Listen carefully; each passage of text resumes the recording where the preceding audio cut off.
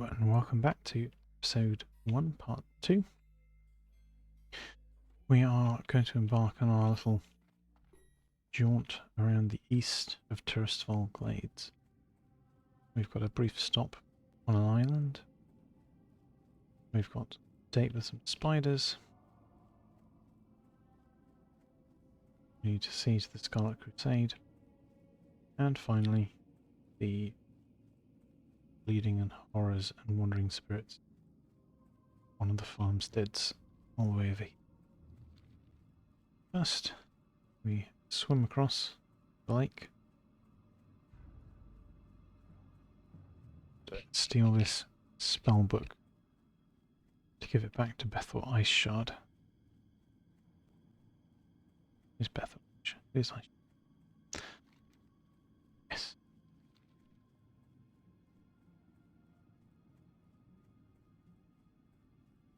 I'm glad I remember all this.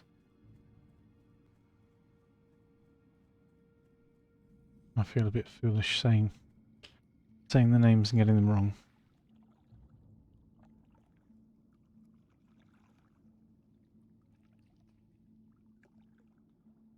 All prepared as well. Nice mug of tea.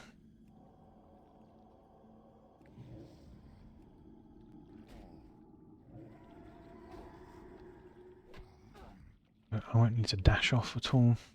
Today has been full of random bits and pieces that we've needed to do or stop or interrupt.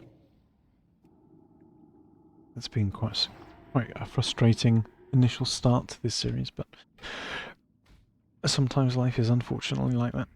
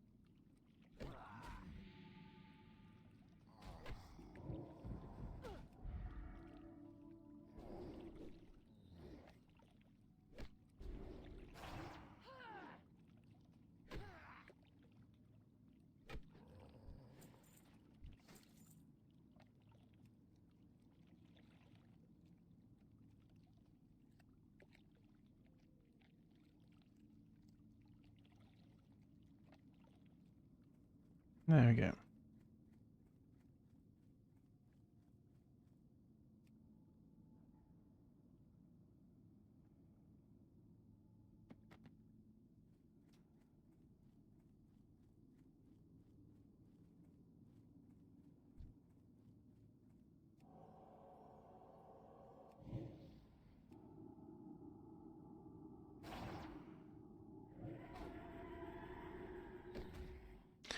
I think we do sort of cull our way across here. Like we need the extra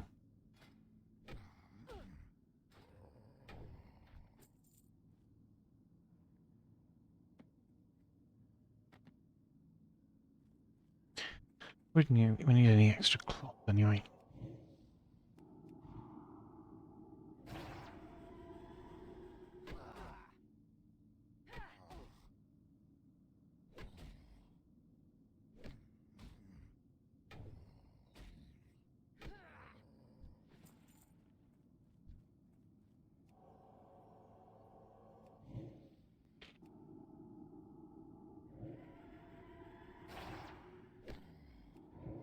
Resist the shadow of pain.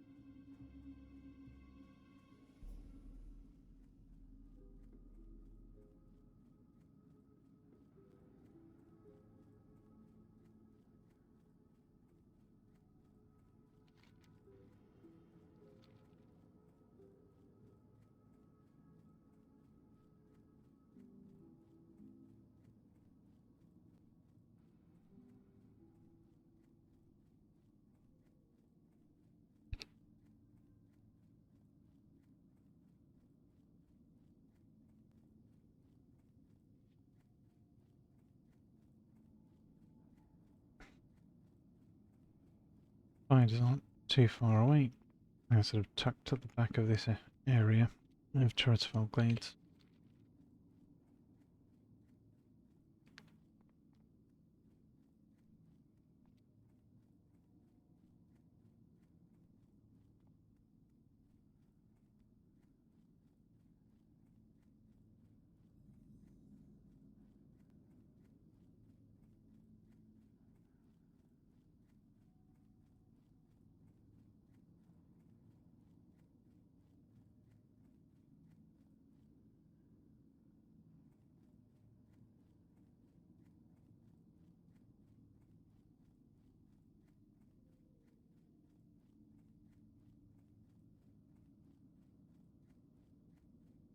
That's probably going to be respawns very soon.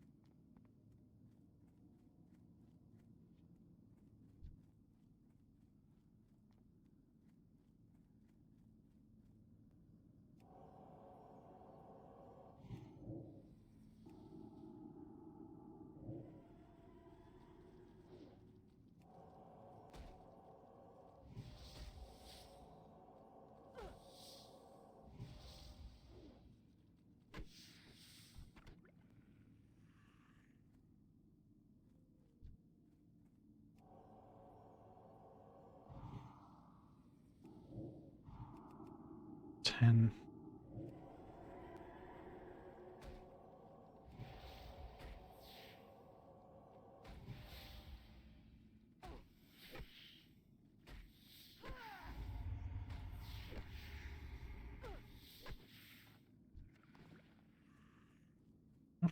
It's all of the required venom.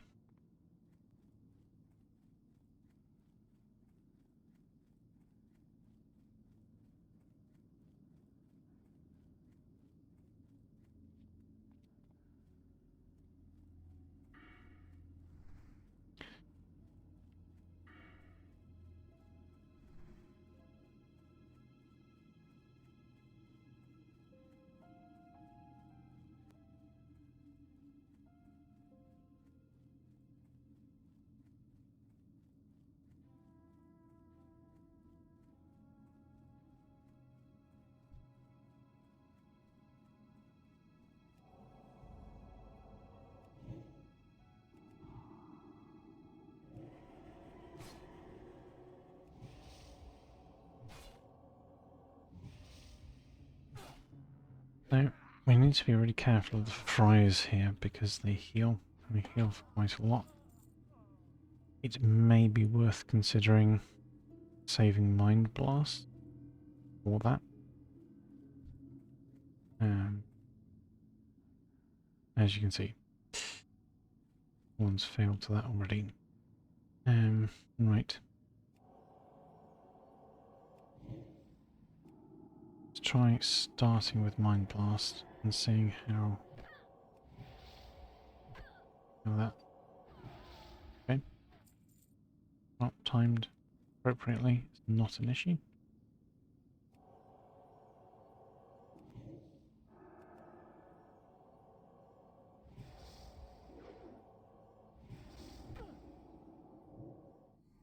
Resisted. Resisted.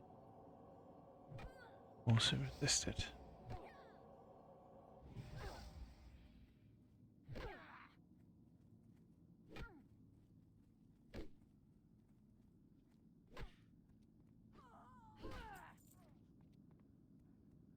So, we need to kill 3 more.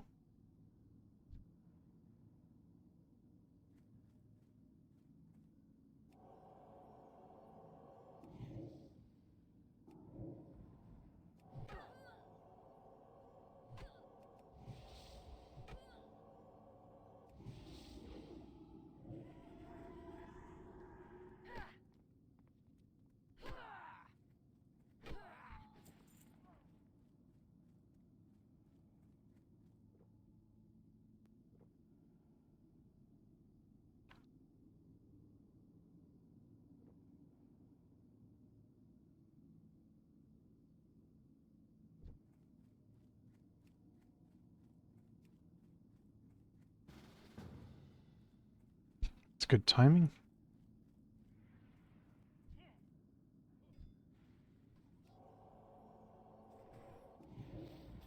No, we don't want double heals. What are you doing?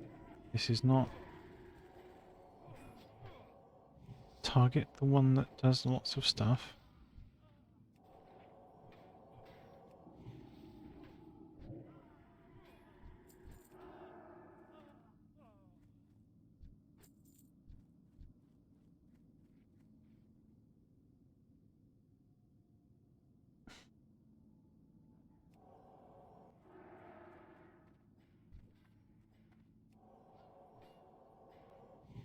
Oh, the healer first. Come on.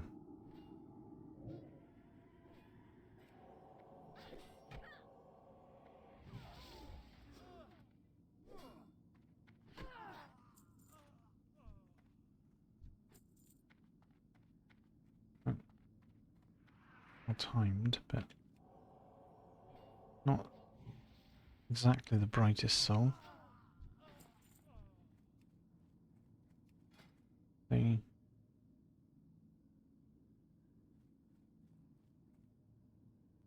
Yeah, possibly twinked out.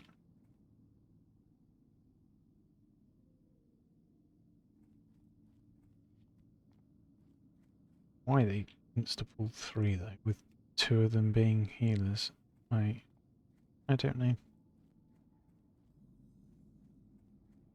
Yeah, Belnir Farmstead.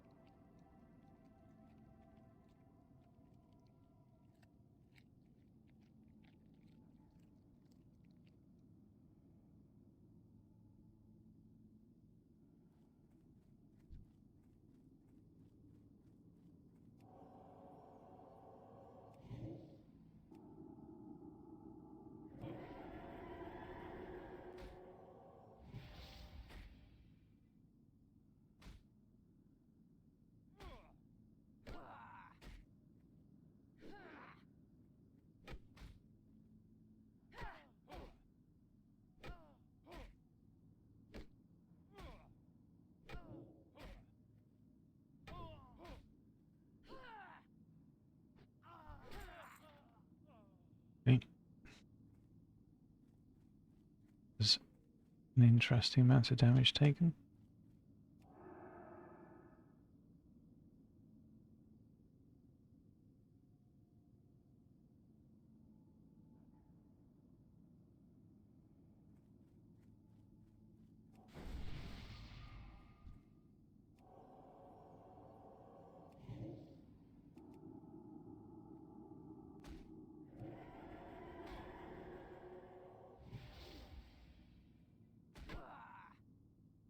This is going to be more representative.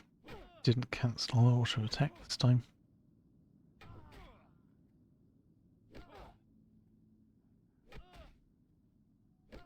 That's terrible.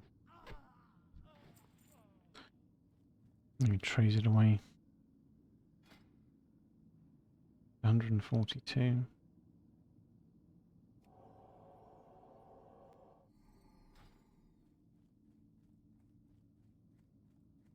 Right.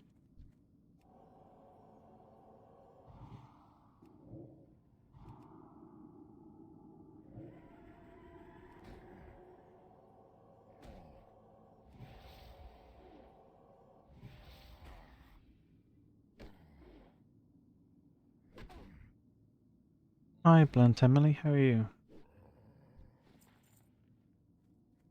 You're a frequent World of Warcraft enjoyer?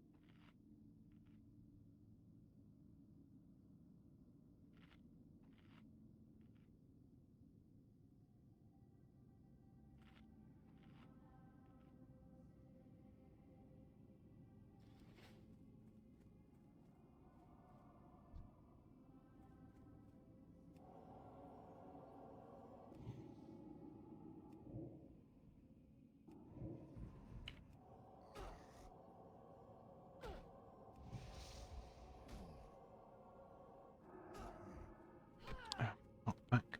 That's annoying.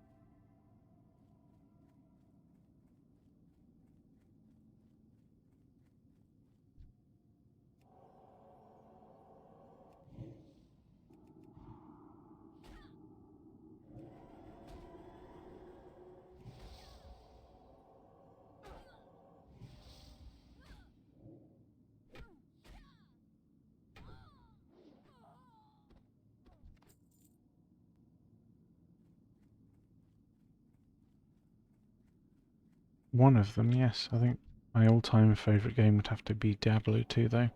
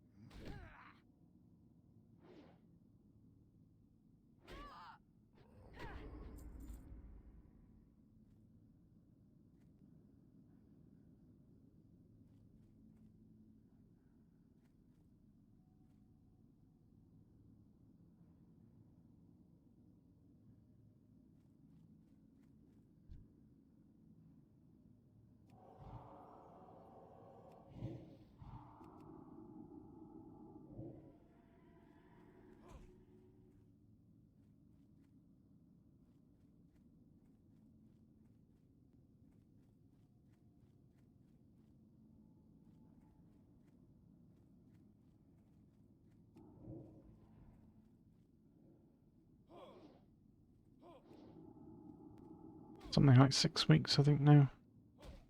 I've been streaming.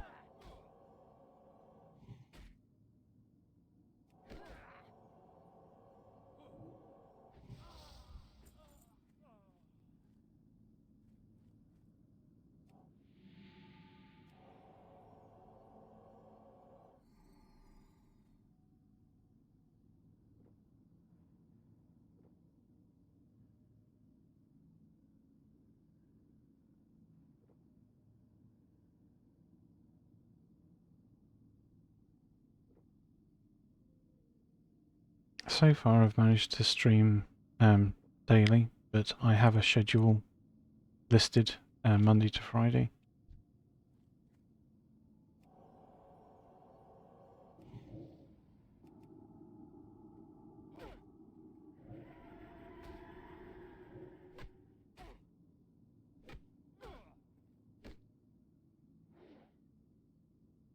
Hi Lisa, yes, I am aware of that.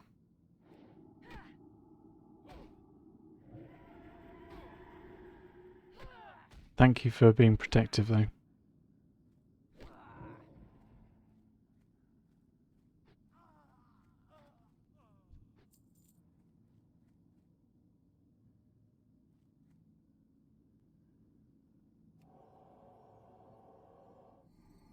I think I usually see one of them every stream. Today I think I've seen 3 or 4 even. They've been quite prevalent today. You can ask me something, sure.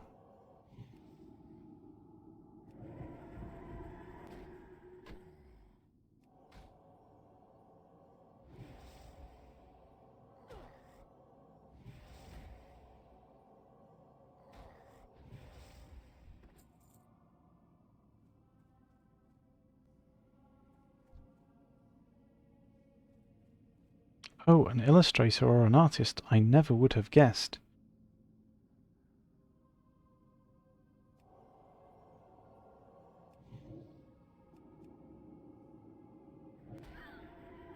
I am not interested in artwork at this current time, thank you though.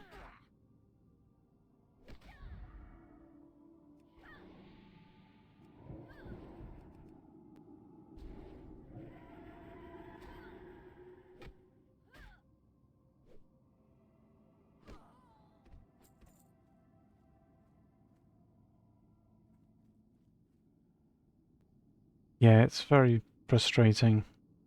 But yeah, I mean, you can tell generally from their first message if it's one of them or not.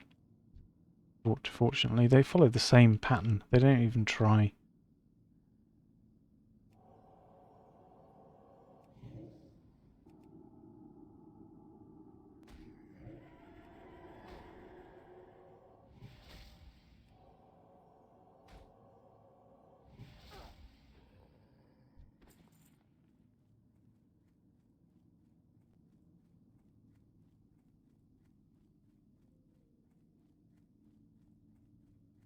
Yeah, I looked into it after the first 2 offering artwork, because I suspected it was a scam anyway.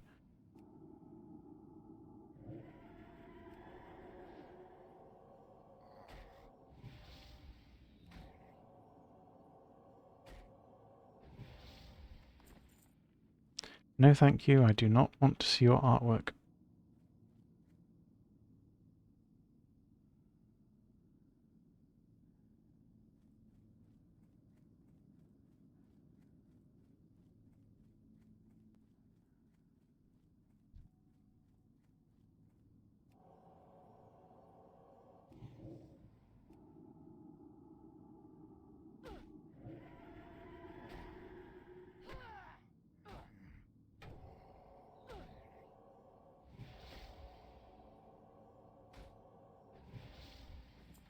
Yeah, I've kind of varied how I respond to them to see if the AI does things differently. There was one earlier today that I just stayed silent and ignored.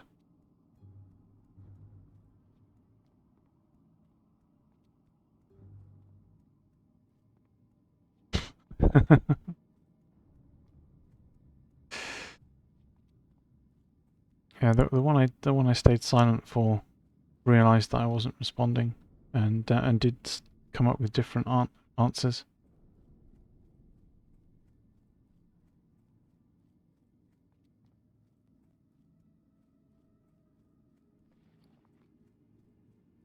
But yeah, most of them follow the same pattern. Although I haven't been asked about Dead by Daylight today, or what my other favourite games are. I'm listening.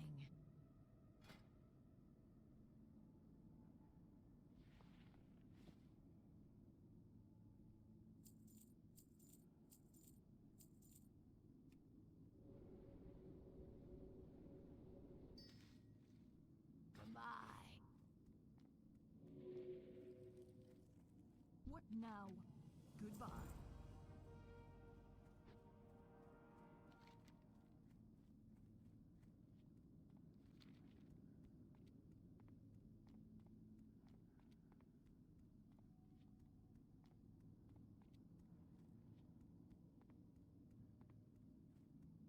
What about you though, Lisa? Did you enjoy watching and playing WoW? Do you enjoy hardcore? The Risk?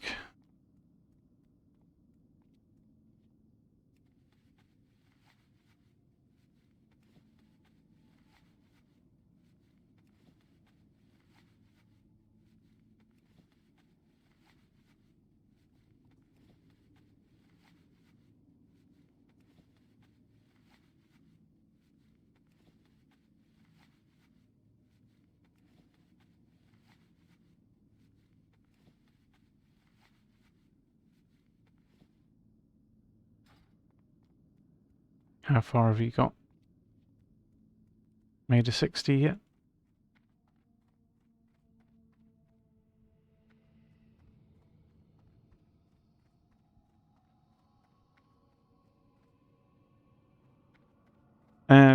It's my 4th hardcore character, this one. The first one I played, I leveled a warlock to 60. The second one, I got a warrior to 32. And then I lost a hunter yesterday at level 22 or 23.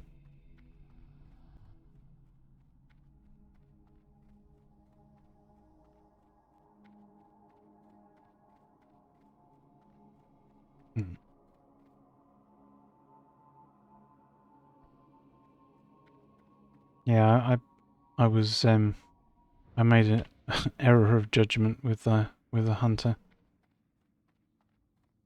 I thought I'd been fighting some low level murlocs, and I thought the other ones were also of a similar level. But instead of being at 14 to 15, they were level 19.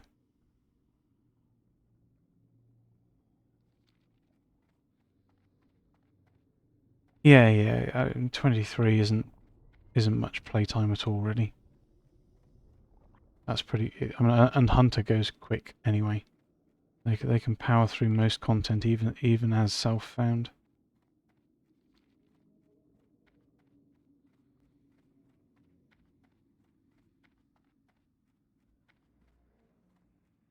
Yeah, so do I. It was for a quest though.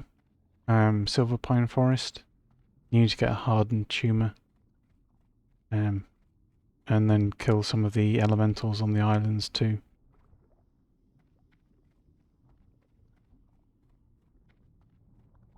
So I'd got all of the quest items, and I was just going through another camp, gathering some extra herbs.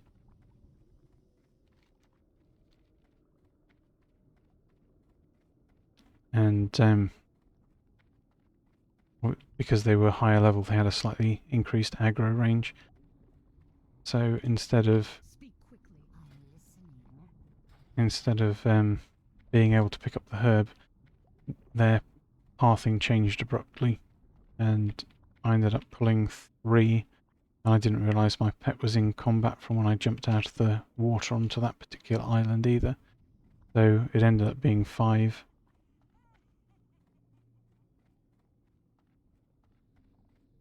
And there was no time to run to kite and reset.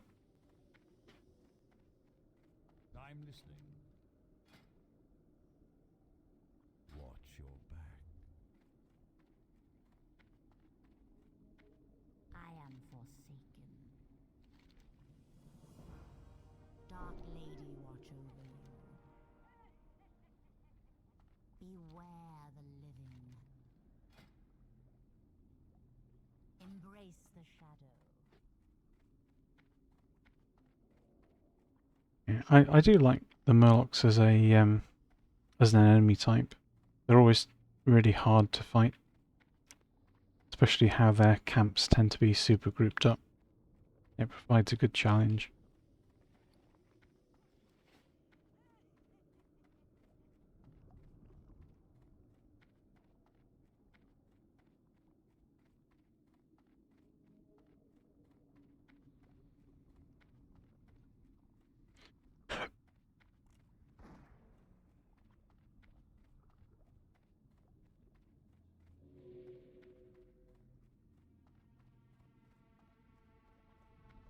Yeah, I don't generally read the quests because I know them all off by heart anyway.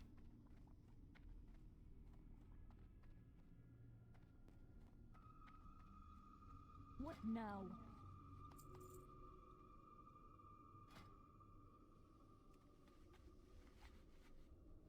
Or at least the Horde ones, that is. I'm not really so familiar with Alliance quests in vanilla.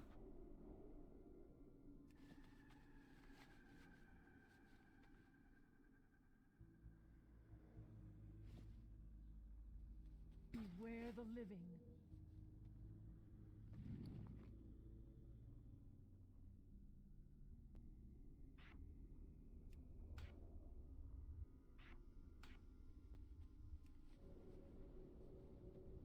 Although I will play an ally at some point.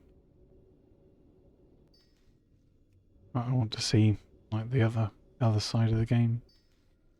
Wow. Still no lesser essences. That is quite special. 30, 54. I'm still guessing 1 for 1 on enchanting disenchants. Okay.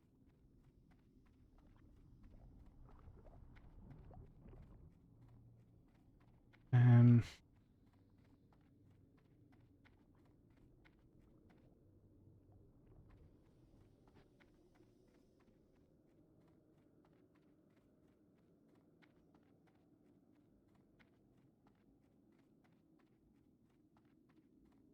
Speak quickly. Victory for Sylvanas.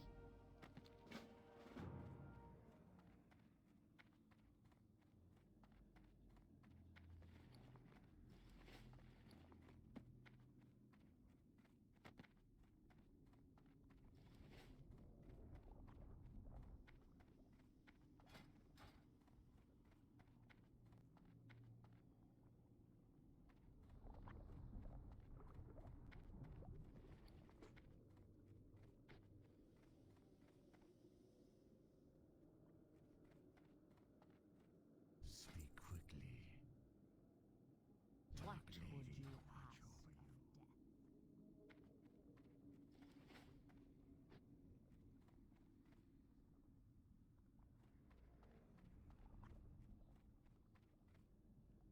death?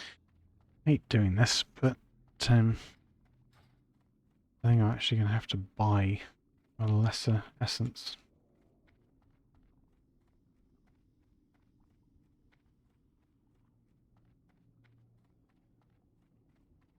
At this point, it's just going to be more efficient to craft the wand and have it to use.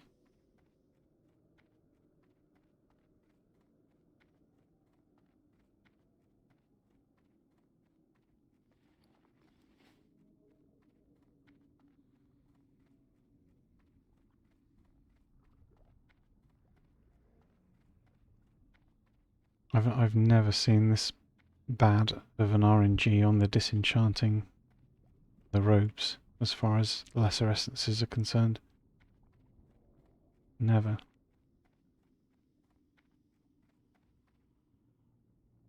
What now? Sure.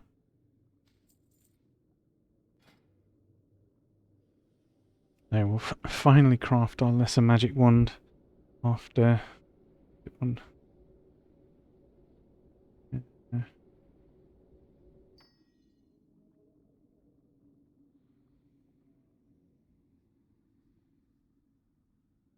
21, 22 disenchants of the robes, and only one lesser magic essence from them.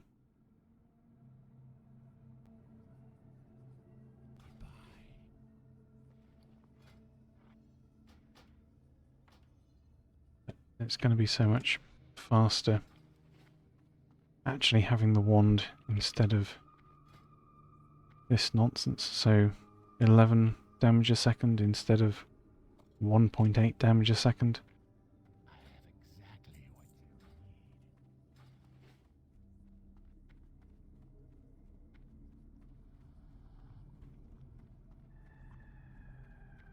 you need. I just want it to speed up the cloth farm so that we can get the greater wand.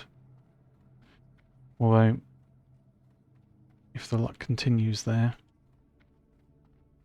we may have to buy even more of the lesser essences. We'll see. Hopefully not. But we'll see how it looks when we're level 13.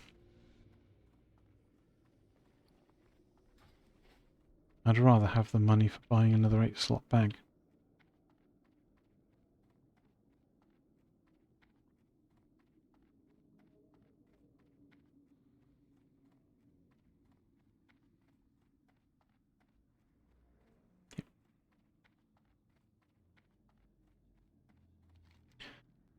Nothing else to pick up there. Get the elevator just in time.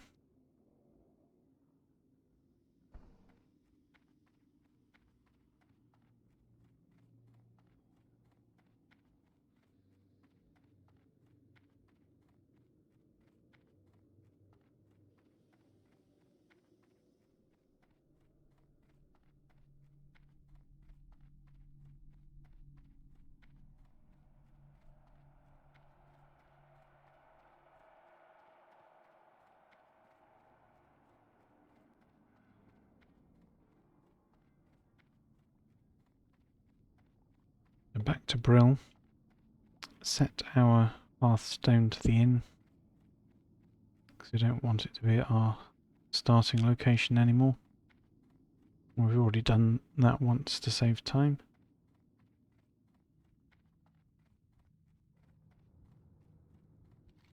And in the quests, pick up the new ones and then head off up to this tower next to the Scarlet Monastery. And do the final part of the At War with the Scarlet Crusade questline. And then it will be off to the family crypt.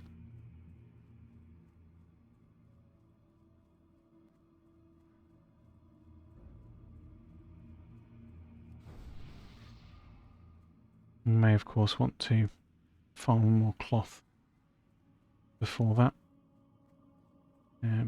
So we've got enough enchanting materials to get to 55.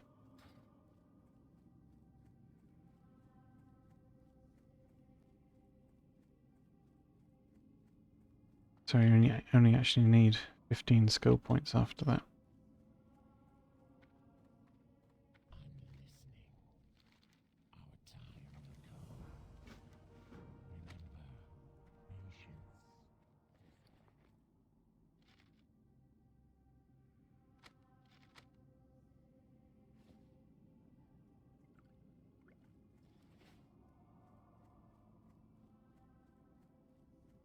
What would you ask of death?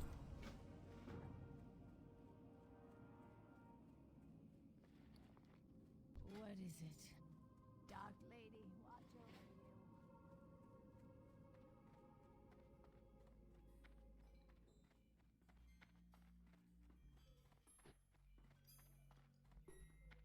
you. So we could be done in as few as what? 6 disenchanted robes, perhaps? If we're super lucky.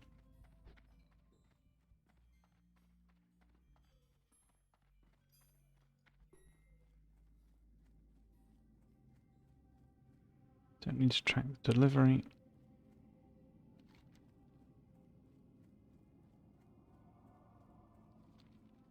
We shall return the book and then at war with the Scarlet Crusade.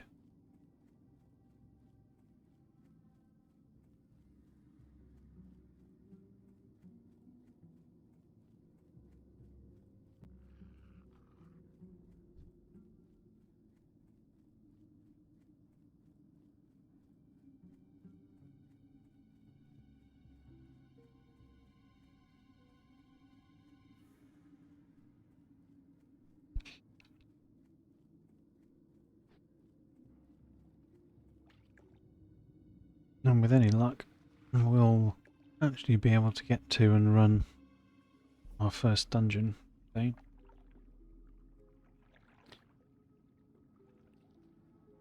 Which will be interesting. So we'll see how fast Durotar goes, because we need to unlock the stuff for Ragefire Chasm.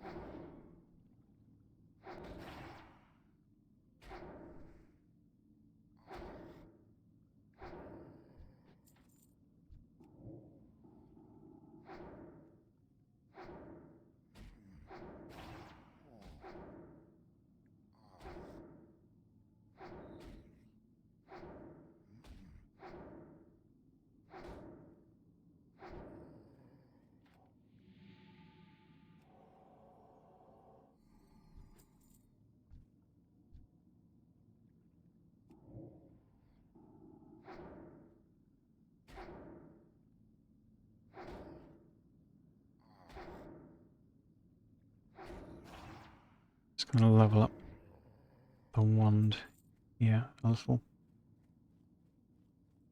before we push on to more difficult things.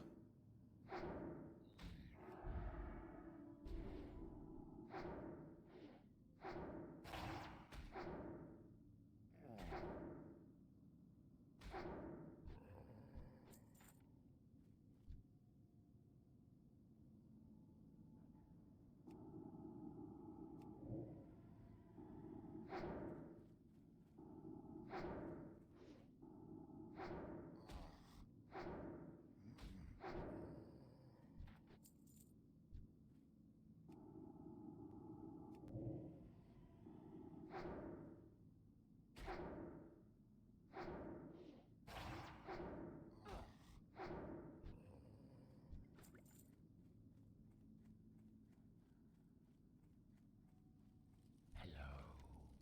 Beware the living.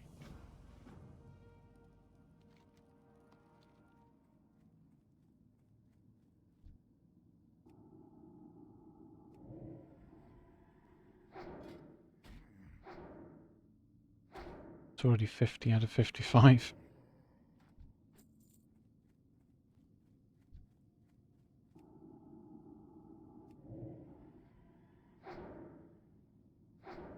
This is already so much easier. You can see the impact and that it has on the efficiency of our mana and everything.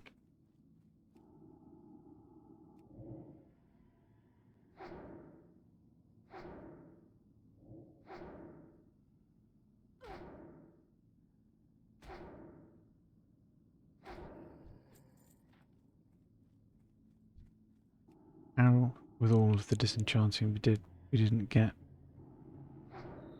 that one essence. I don't know.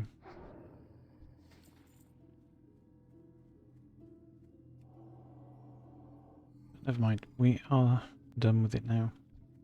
Got basic wand.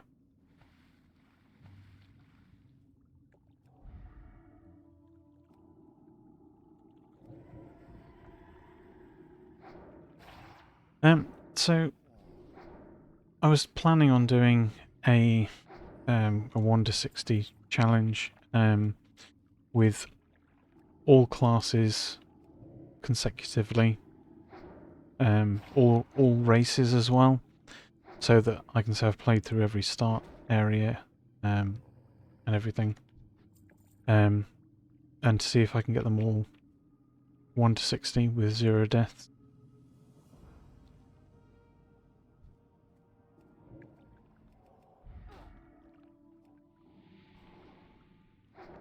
So I'm effectively starting again with the priest, I guess.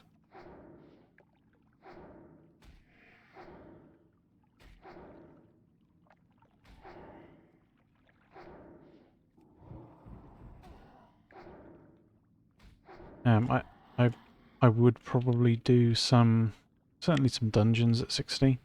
Like that would be fun.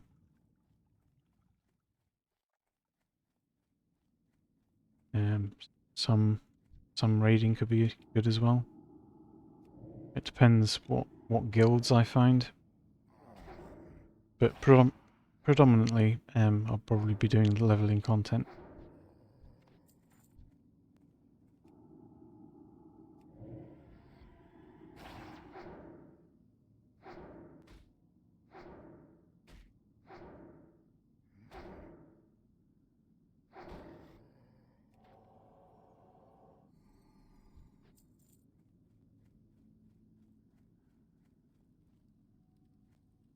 What now?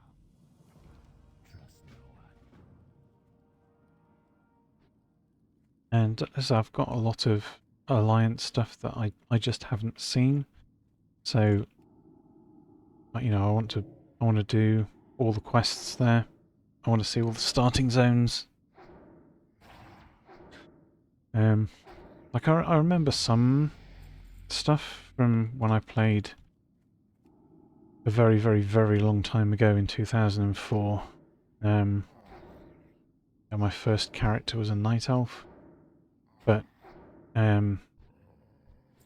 that's because I was playing with friends at that point, and I think we got to level, I want to say 11 or so not very high at all. And they all decided to re-roll Horde, and Horde was what I had wanted to play in the first place anyway.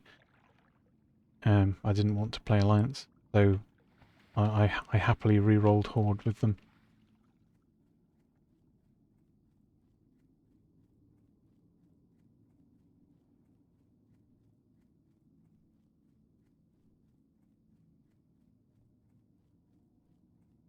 Yeah, on retail, I did play a bit of Alliance, but that was in Wrath, so it's not really quite the same. I've got all of the VODs uploaded onto YouTube, so all of the leveling journey is there.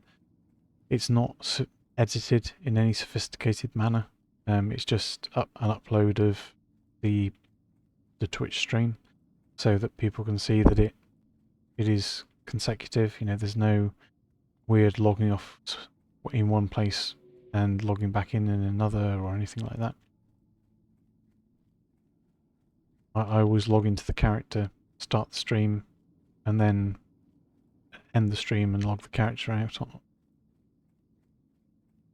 so that the journey is all recorded.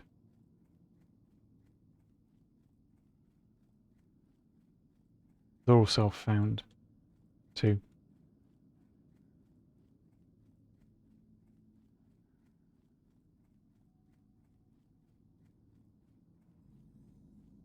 Yeah, I don't like I don't like the series where you see people level off stream. I think it's, I don't know, even if they're self-found, you kind of have to,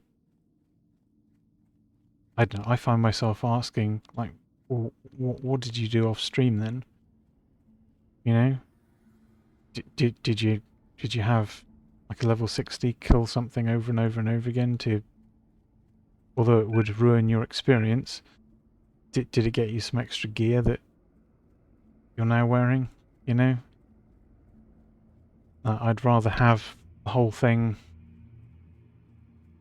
just there and plain for people to see. Then, you know, there's no question then. It's just there.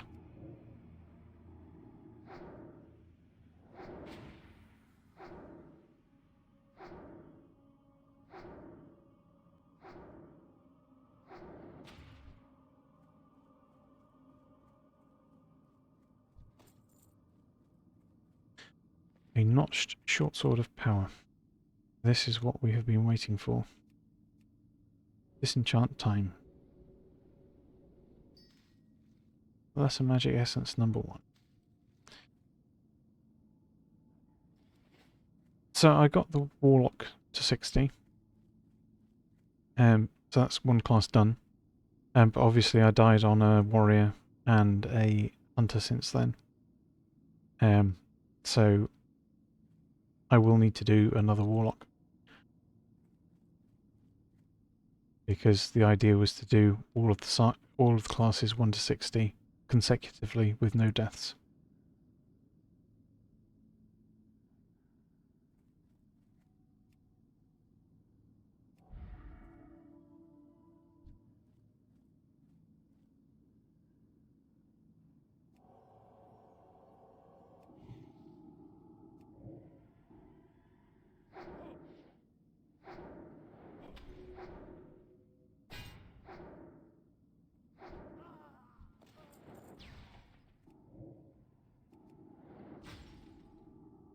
Which is possibly insane, maybe? I don't know.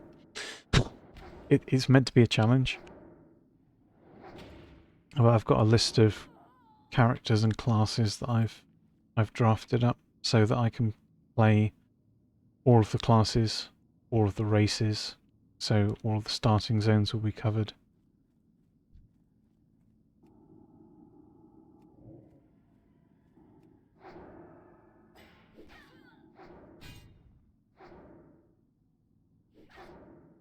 I don't know, about a year. I mean, I got 1 to 60 on the self-found warlock in with 9 days played. It took me 4 weeks.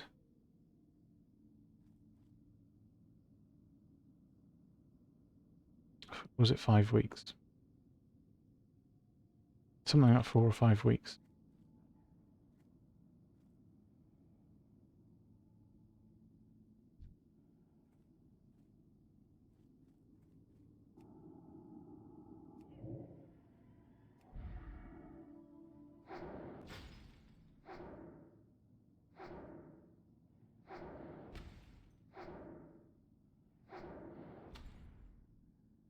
I suppose that would be roughly a year, wouldn't it? Maybe.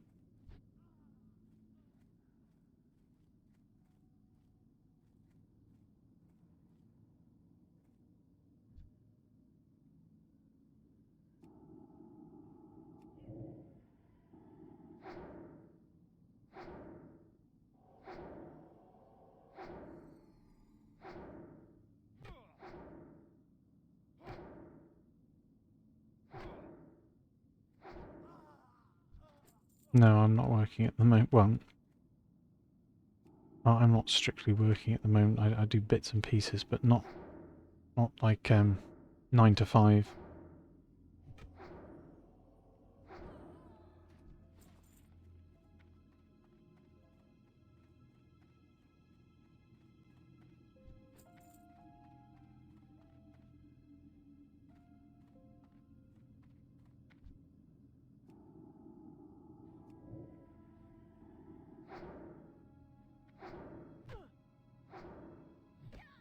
I do like freelance systems analysis. So I can mostly do it in my own time and fit other stuff around it.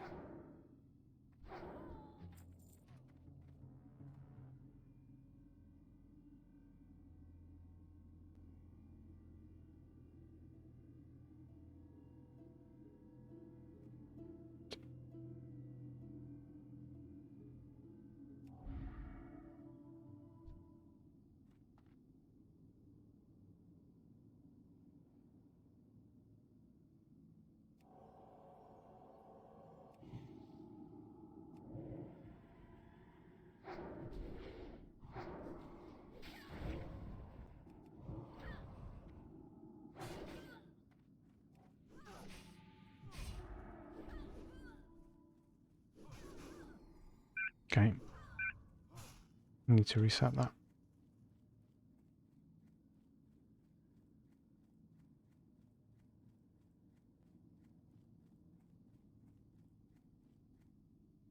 I should have just burnt him down there. Or a bodyguard first and gone for a reset.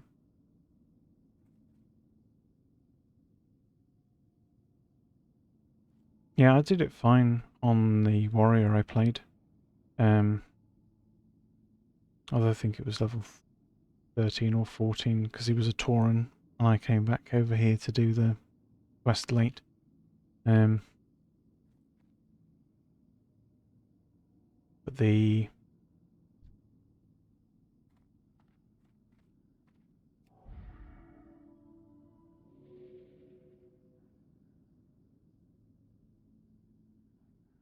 it's a lot easier on a warlock, to be fair. Line of sight, fine.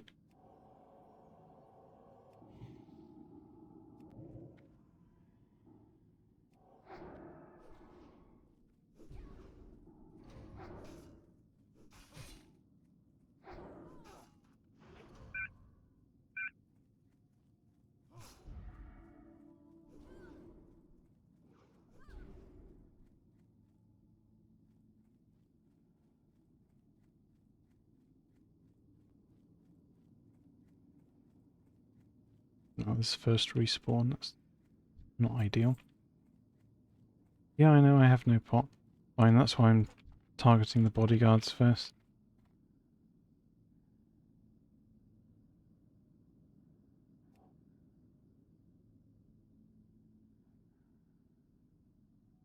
We'll go with 5 seconds.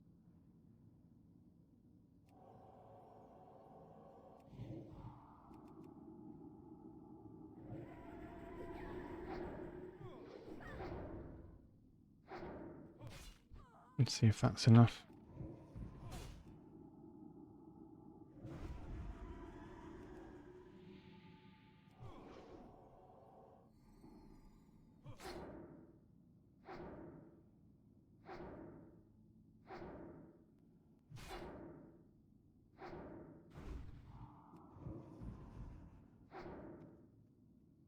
Yeah, resetting for one of them was fine.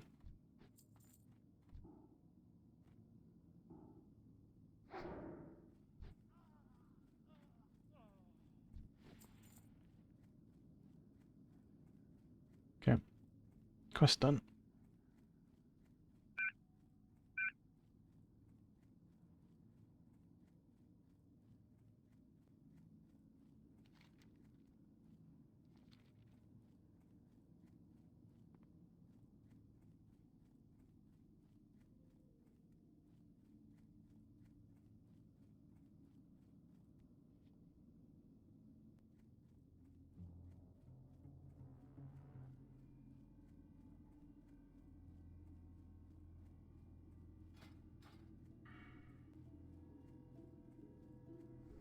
So, at level 12, got one level left to craft the level 13 wand.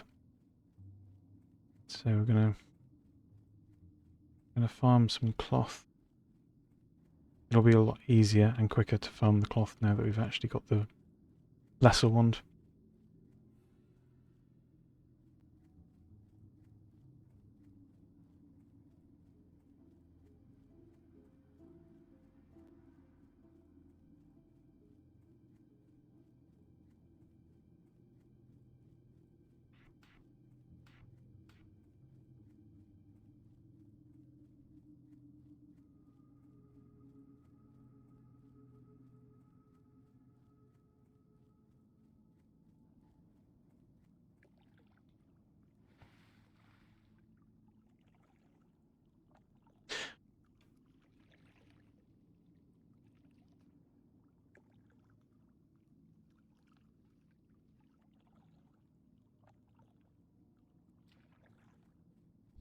I think a lot of people, when they do hard quests like that, you know, when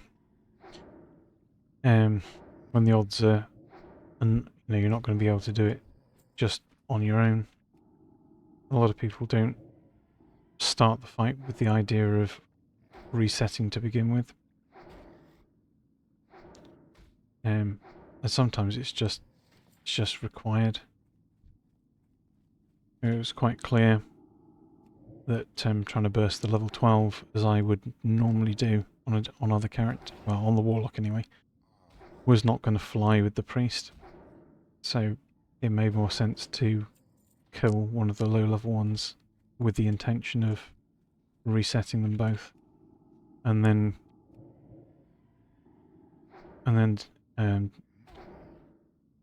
do the same thing for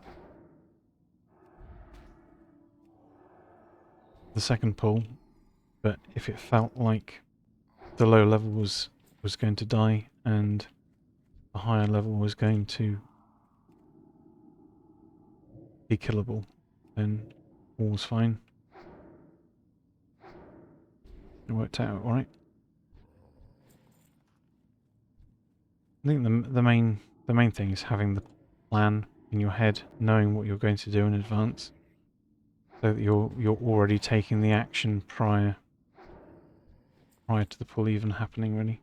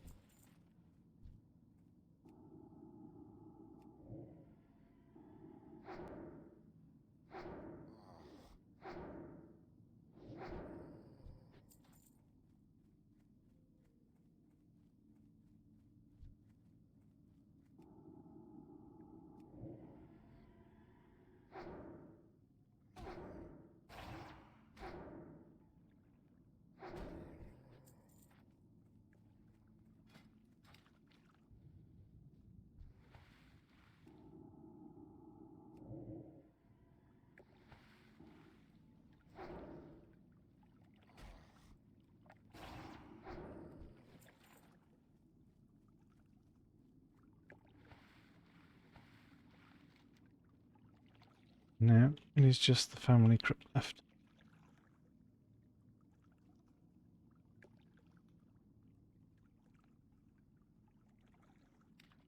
Right, it's whatever's fun. I mean, in original vanilla, I mostly did PvP. I really liked playing the battlegrounds.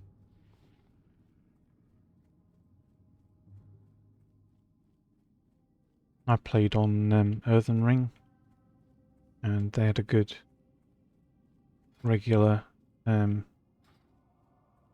team on the server. Haven't got all day. So we'd frequently Not see queue as 10 or 15 depending on Warsong Gulch, or I preferred Arathi Basin. That was always really good fun as a 15-man pre-made. I am forsaken. Some things would be a bit of a pushover, Our time will come. I haven't but got all day.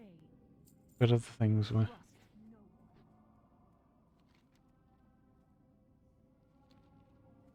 If you find yourself facing another pre-made, it's super fun. If you find yourselves facing a group of randoms, then well, certainly back then it was much more easy to like 4 or 5 flag cap right from the start. But I think that was good for the health of the game, because even if you knew you were losing, the way the scoring system in Arathi worked, it ended the match faster the more flags you had.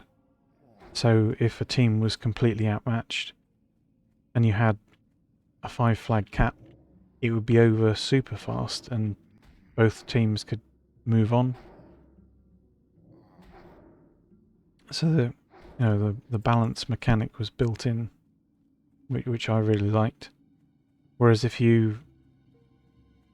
the number of games in like Warsong Gulch that stalled out because one side wanted to farm honourable kills or some such nonsense and they just wouldn't capture. That was frustrating.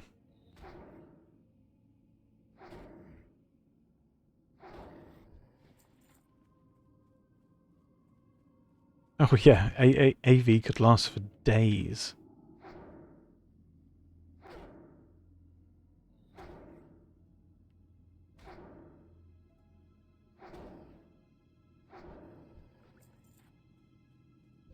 It was good fun though.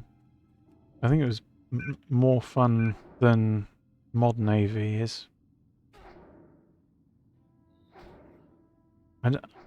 It feels like something was changed with the difficulty somewhere.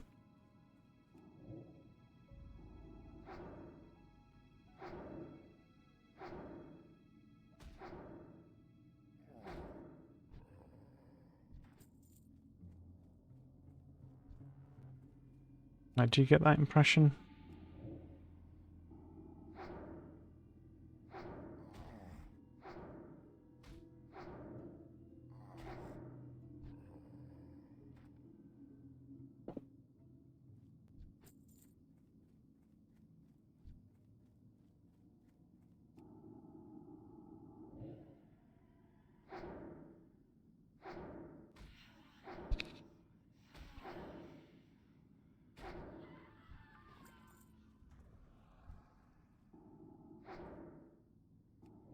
That is rather odd. What happened if the enemy just ignored the cave?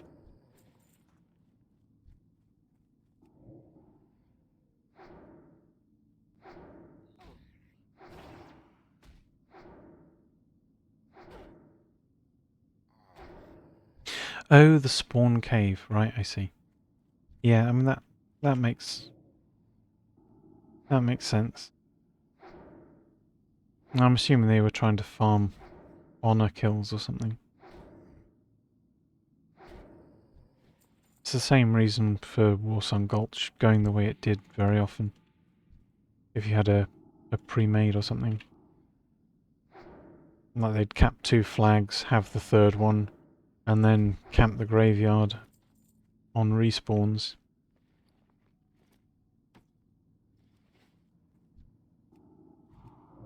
But past a certain point, you don't get much in the way of honour from killing the same person again.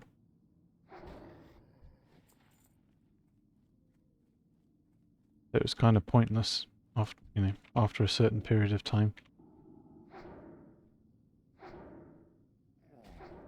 I think you were better off just going for the fast win and turning in the tokens.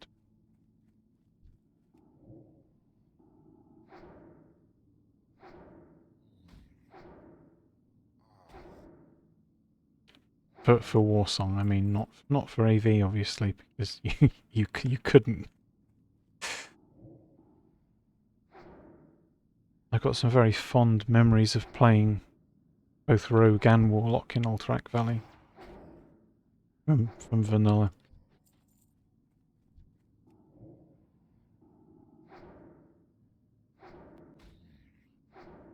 Rogues, you can just pick off the stragglers from wherever they may be.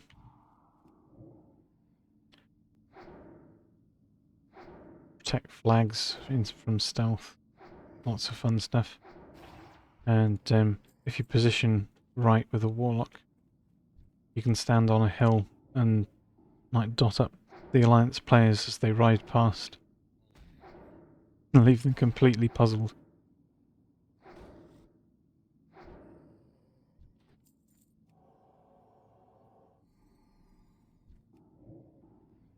Although that's considerably more solved now than it was.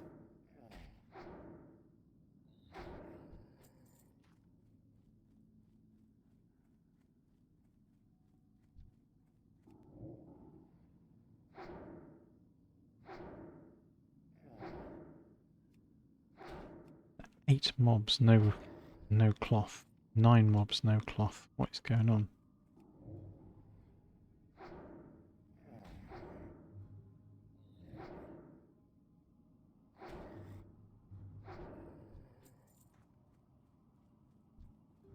Ten mobs, no cloth.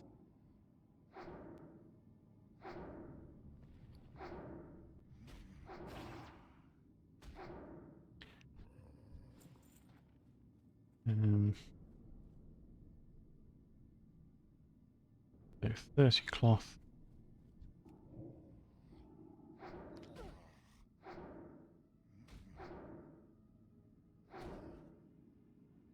Would be 15.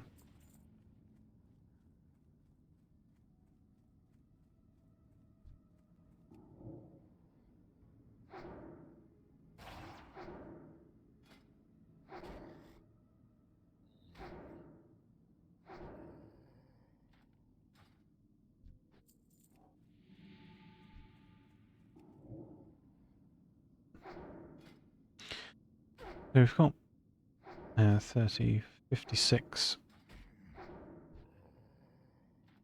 We need 14 skill points.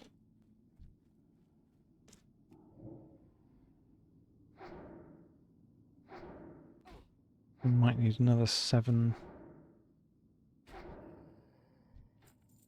robes, maybe.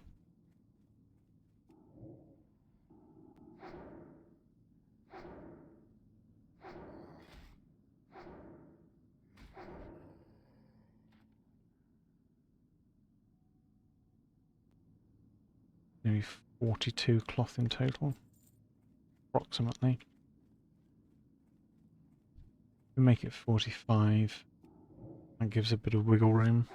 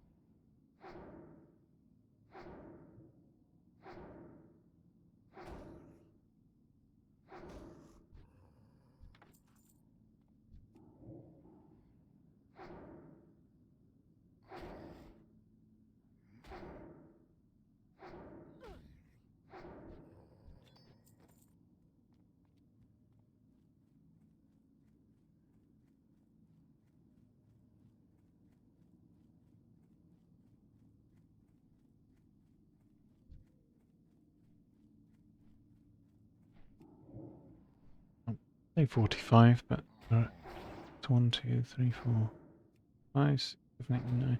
Another 9 kills without any cloth.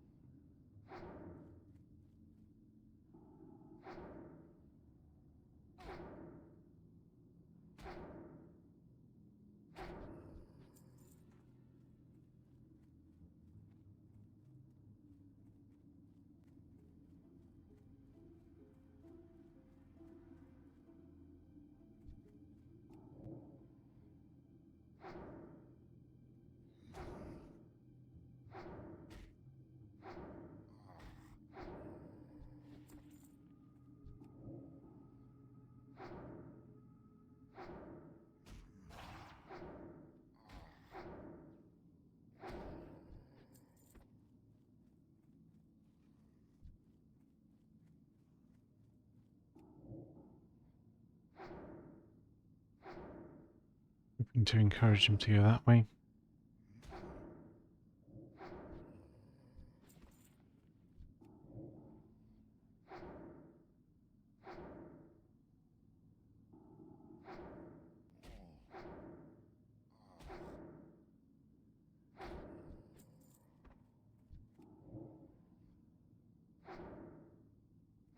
There we go.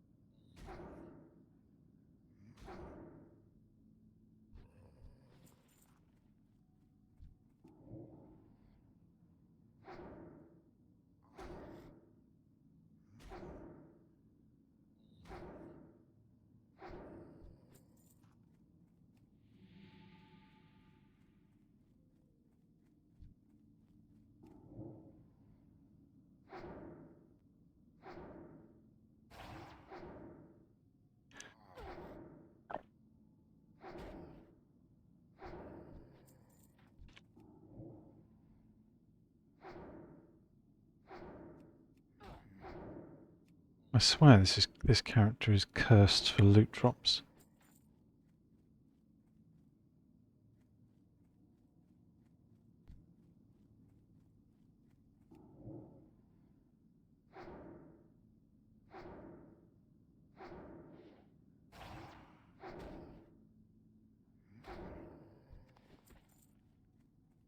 It's just so ridiculous. Literally nothing happens at all. The cloth doesn't drop and doesn't drop and doesn't drop and doesn't drop and doesn't drop until I complain, and then something drops immediately. And then I've never seen gaps this long in between cloth dropping from these things. I've done the farm several times. This is just nuts. Combine that with only getting strange dust and dust from the robes and no essences. It just makes the whole thing so very weird.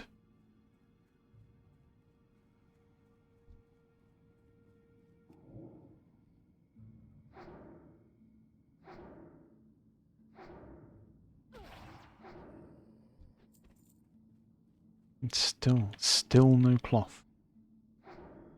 3, 4, 5, 6 streak.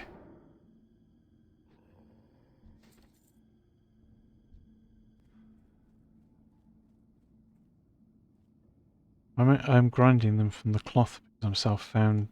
I need to craft the greater magic wand, which means I have to get the cloth to craft these linen robes with tailoring so that I can disenchant them to get enchanting materials. And then we can craft the greater magic wand. Then I can move on and do something useful.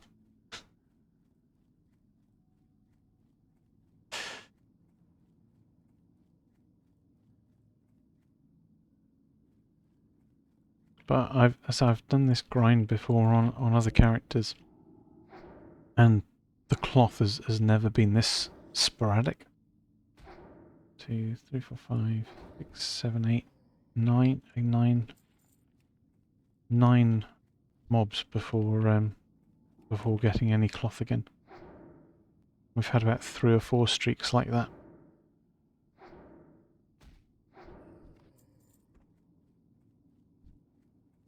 It's just weird that the probability of it is super low to happen once, let alone for it to happen multiple times.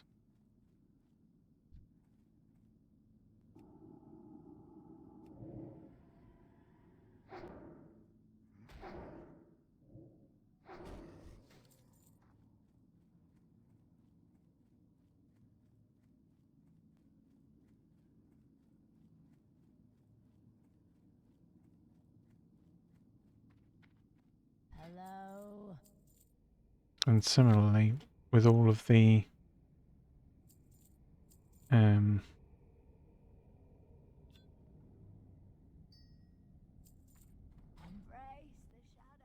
the shadow. with all the robes that we've made so far and disenchanted, we've only had one single lesser magic essence. I would expected to see usually 5 or 6 by now.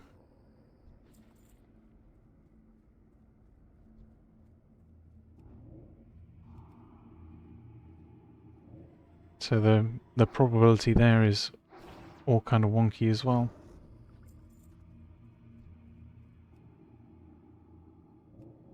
It's just really, really unusual is all.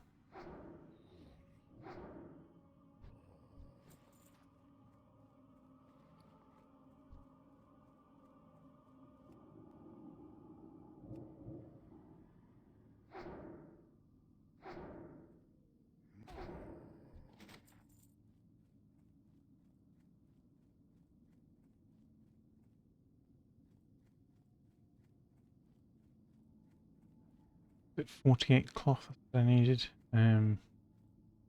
48 down to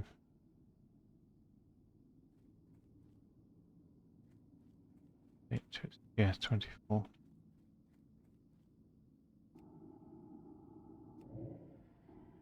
We need 48 total, so we need another 4 cloth and then we should be fine.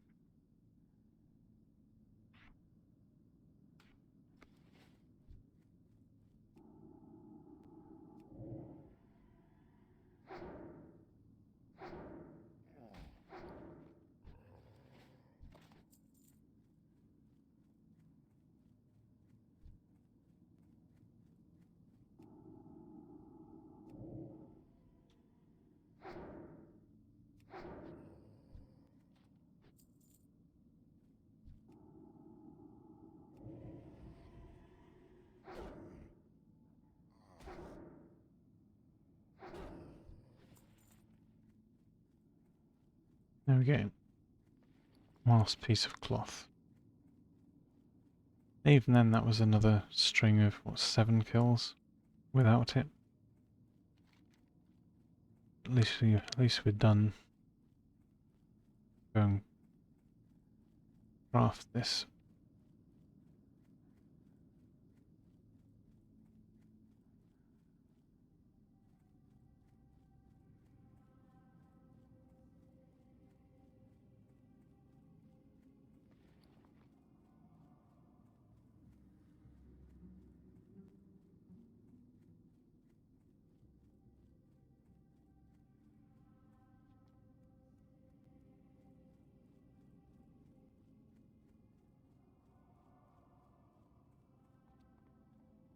I have exactly what you need.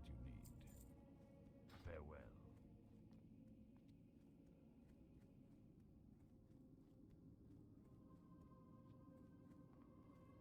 I Okay, have so we need what you need. one wood. Trust no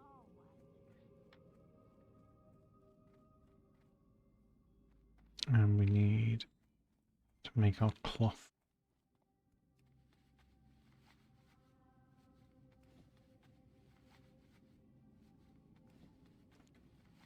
What video is that about Stone Talon?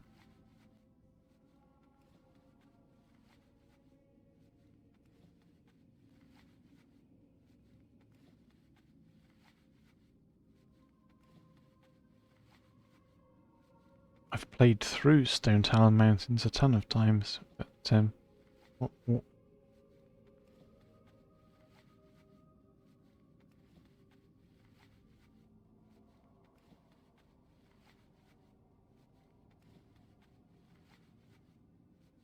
Oh, yeah, I think I've seen that pop up, but I haven't actually watched it.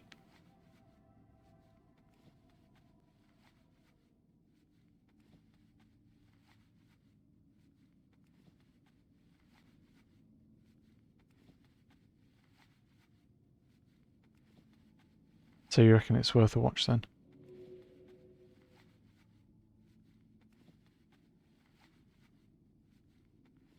I might have to check it out after a stream then. And you are.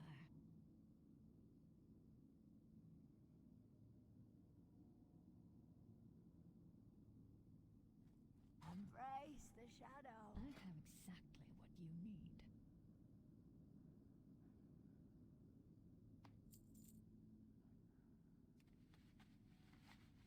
Yeah, yeah. I don't generally read comments before watching videos. It's not worth it. The comments ruin a lot of them.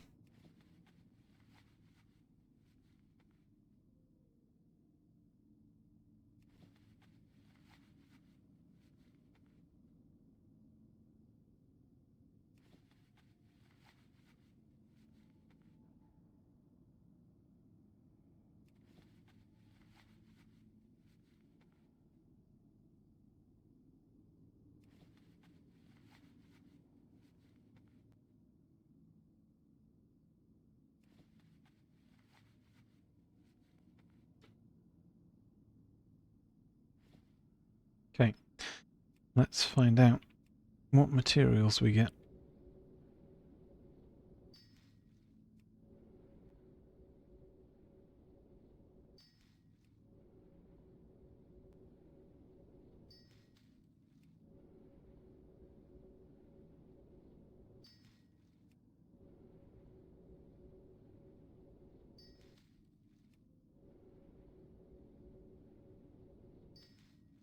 Oh, there's lesser essence times 2 that we needed. That's good. All I can say is, finally. So normally, when I've done this grind before, by the time I've done, Victory for Sylvanas. I normally get like 2 or 3 lesser essence in the first 10 to 12 robes. But that's only we got 1 in the first 3, and then nothing until now. As you can imagine, we've crafted a lot of this. So we've got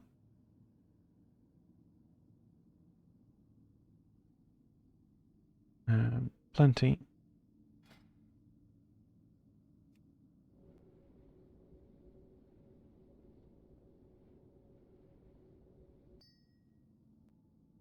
Let's make that into a grater, because that's what we need.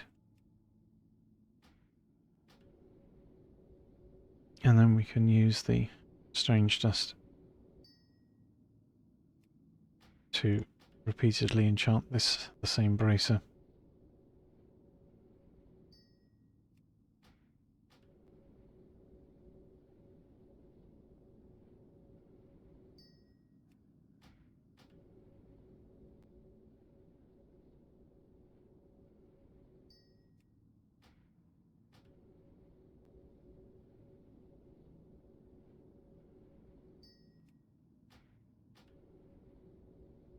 So we've got more than enough dust to get to 17, so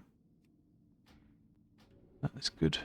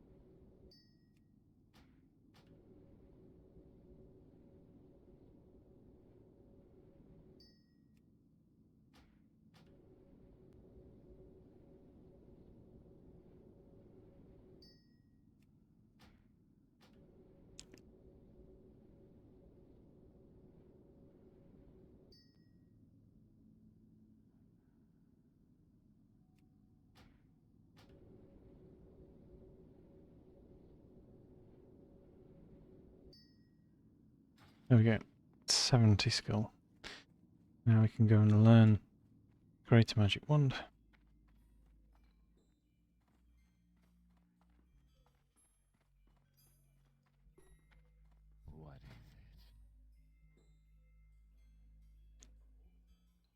Train a whole bunch of skills. Lady watch over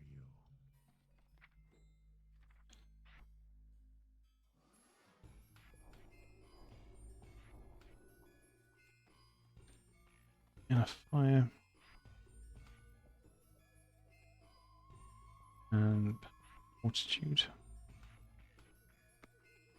I am forsaken.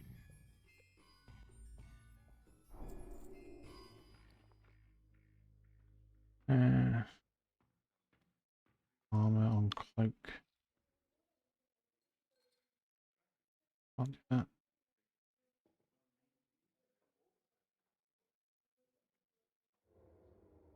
Nope. Nope.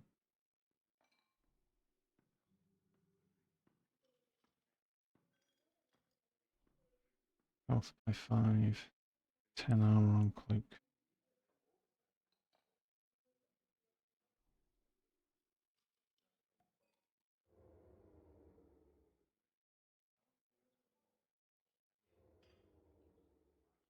Remember, Yeah, I'd rather keep the silver, to be honest.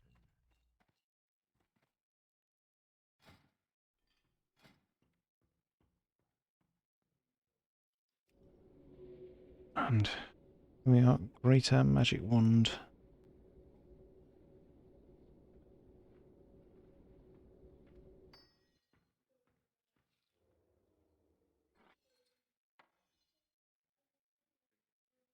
I'll destroy the strange dust. Because we can't use it or sell it. It's just going to clog up space otherwise. So we've got a quest handing in Undercity. We've got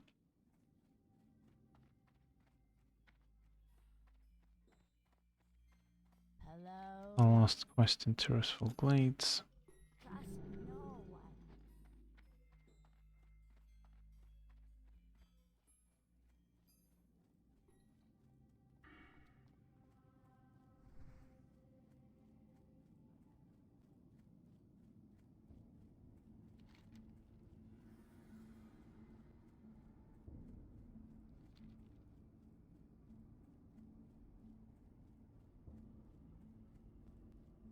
Well,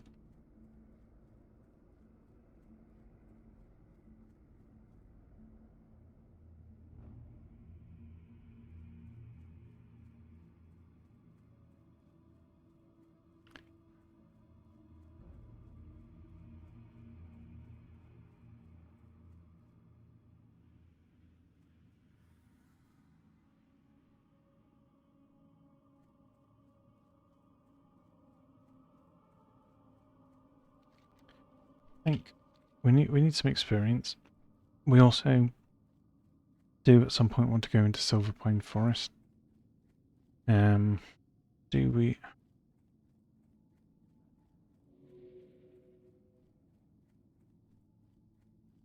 I think actually we just go to Duratar, I think.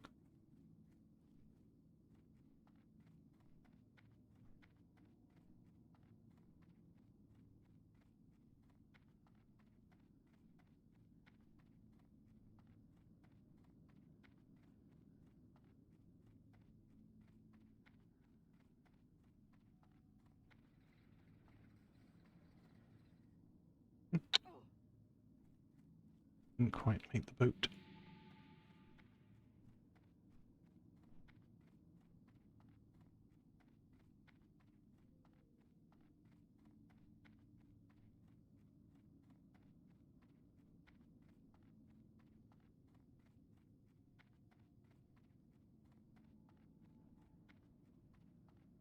Never mind. We'll wait for the next Zeppelin, I guess.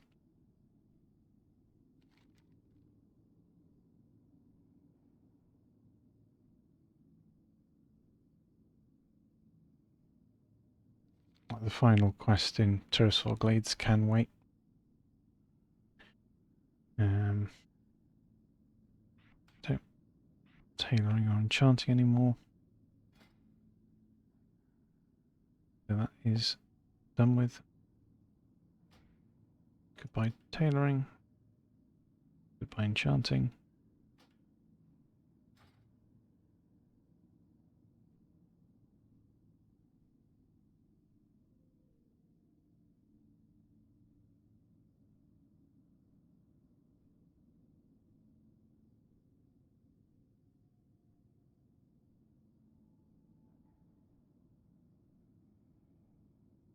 Now to choose between mining engineering or herbalism alchemy.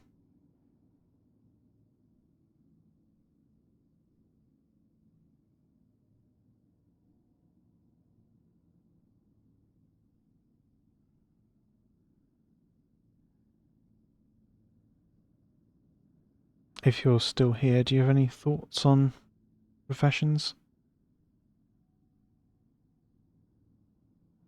Do you reckon engineering or alchemy is better for self-found priest?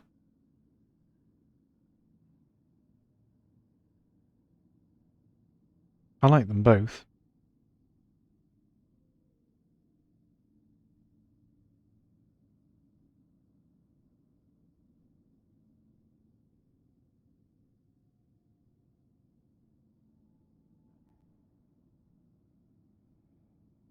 Yeah, I mean the profit is essentially in the mining rather than the engineering. Um,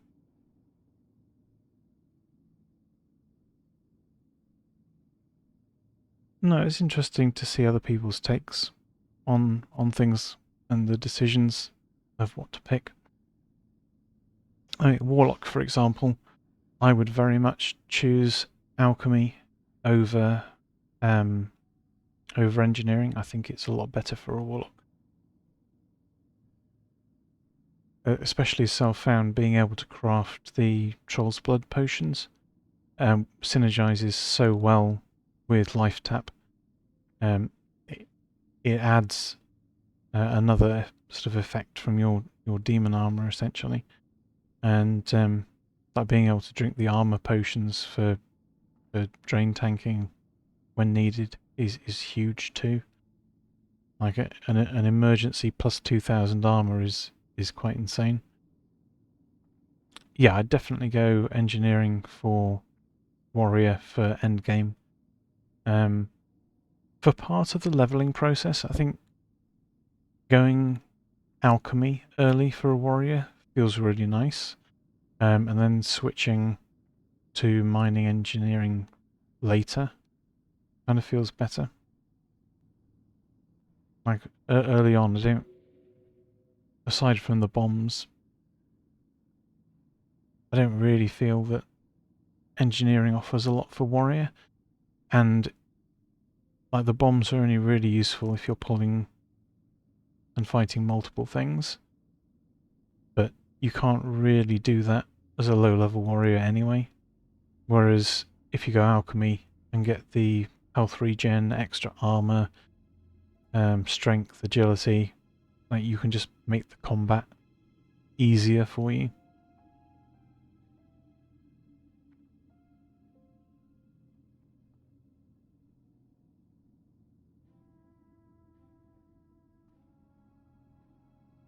And of course craft your own healing potions, which is of a higher level, which is really important for a warrior.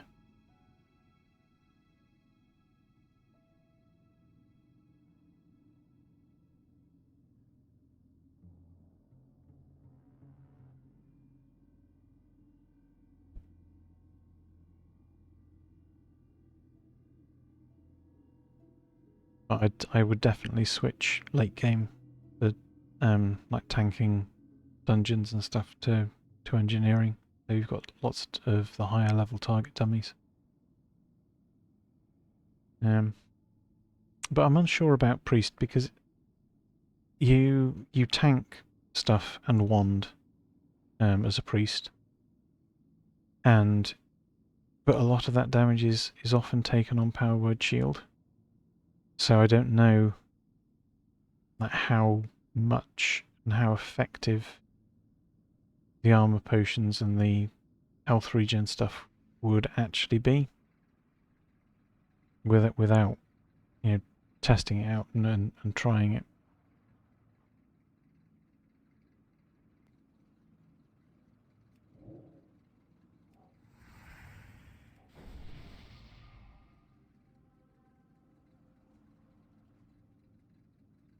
But having a target dummy could be potentially nice. The goggles would be alright. But again, they sort of get outgrown.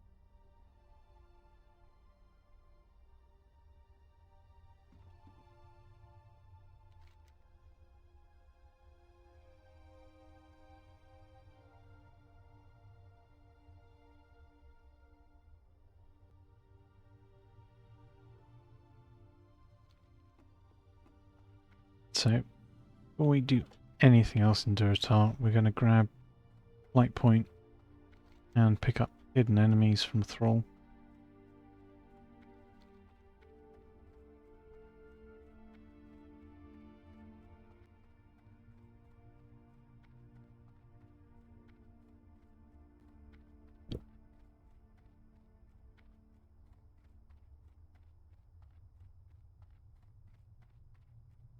I don't know if we'll make a Ragefire Chasm tonight. It might be a bit on the late side. Really depends how quickly we push through this and all of the low level stuff to get to the Ragefire quests.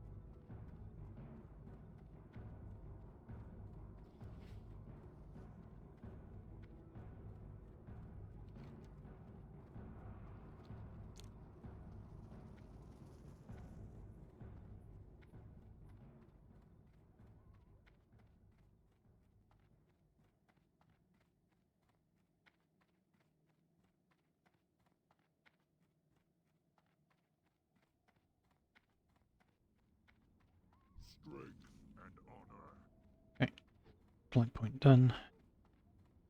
Now to Thrall.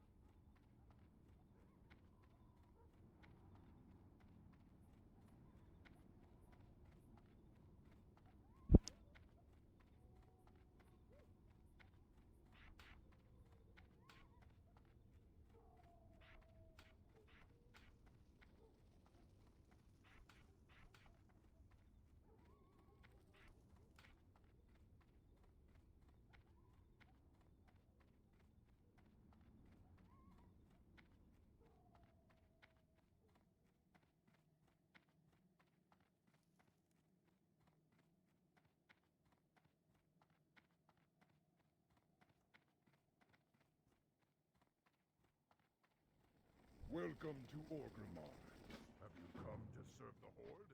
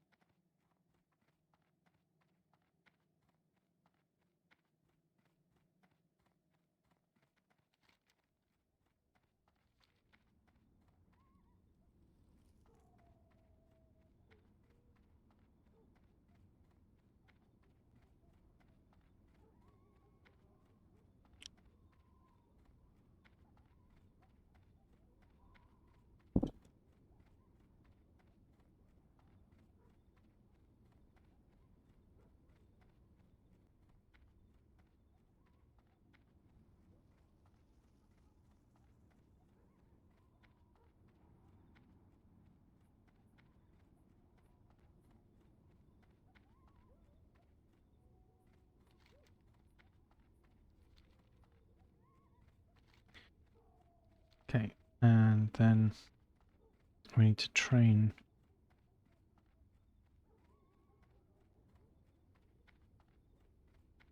So grab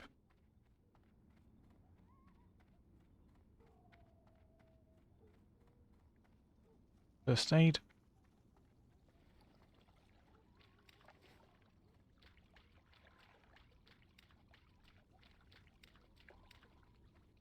Cooking. And of course, fishing. Friend. Strength.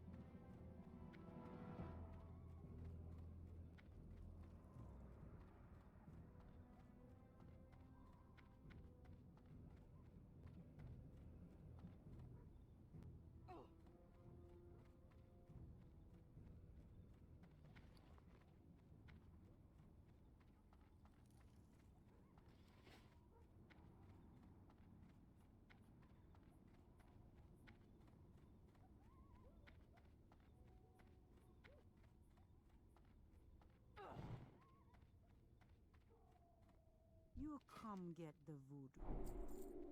Spirits be with you, man. And then we can cook that now.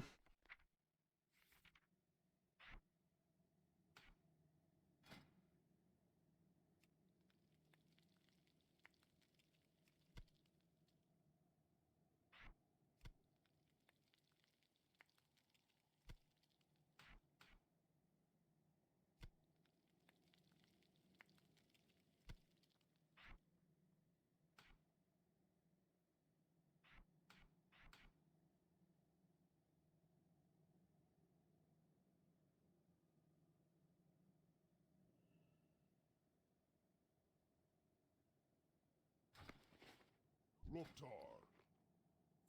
Go forth to victory.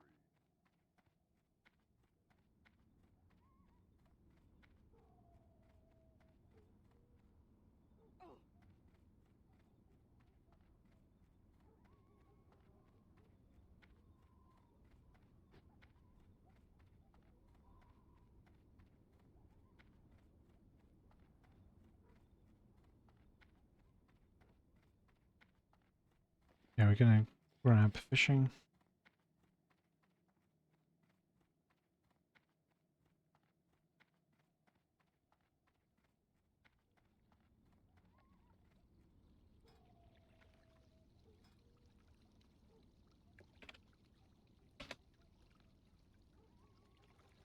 Um,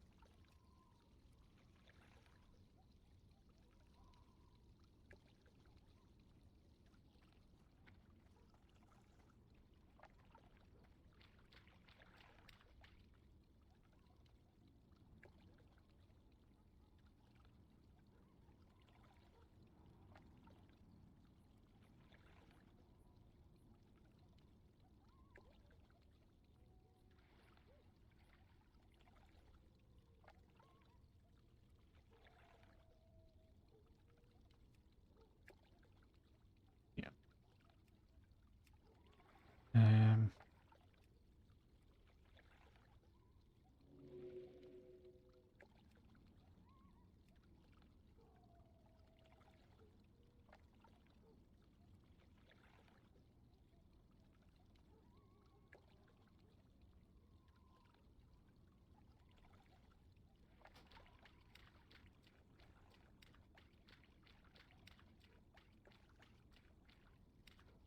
Blood and thunder. Strength. Zug zug.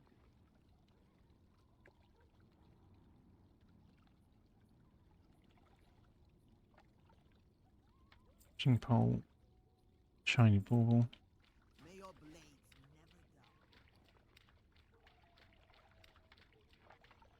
dull. Oh.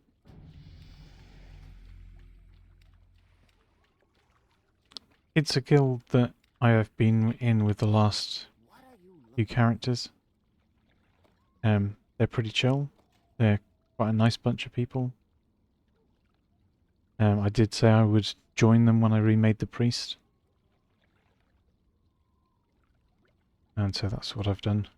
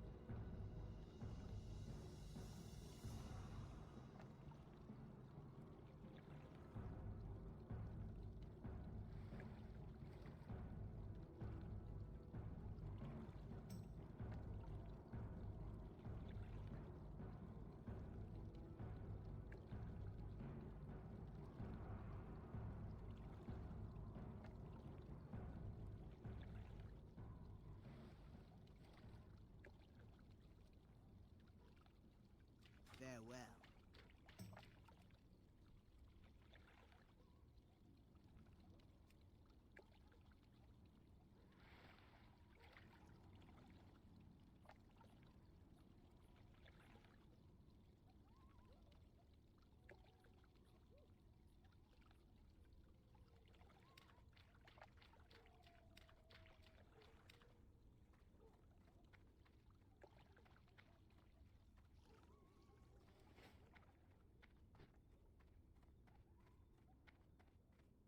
Greetings.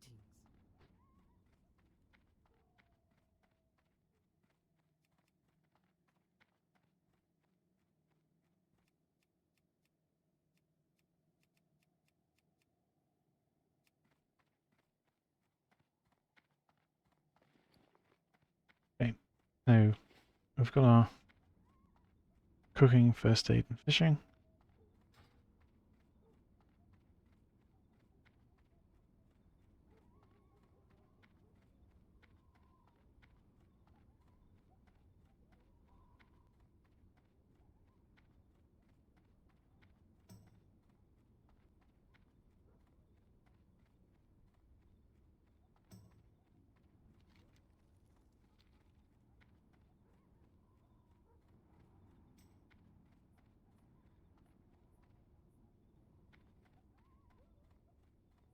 Yeah, hopefully this will go all the way to 60 as planned.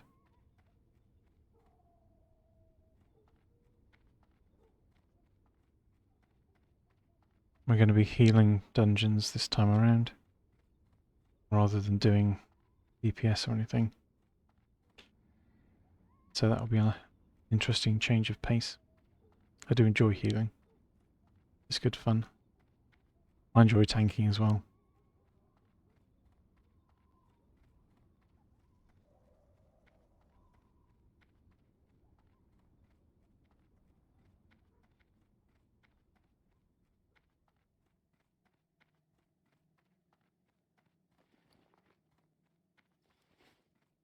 Okay. So I'm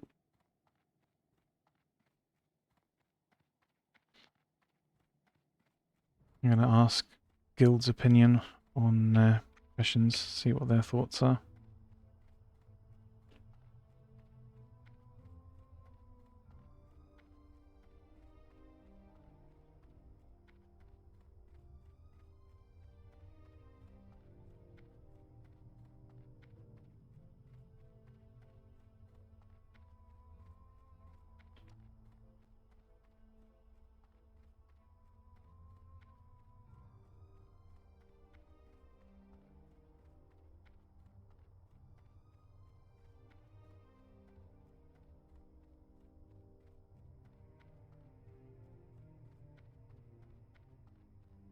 I'd like to see what they have to say.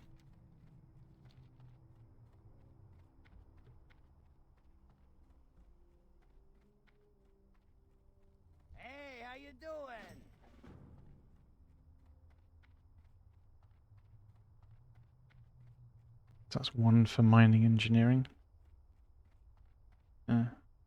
Why do you say that, Rocky?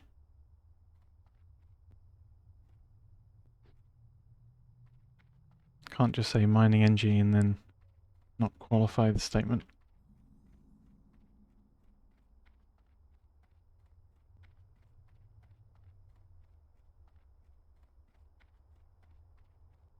Yeah, targeting dummy is nice.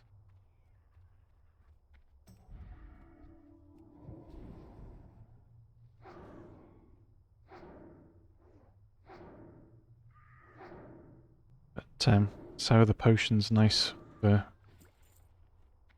a priest and healing.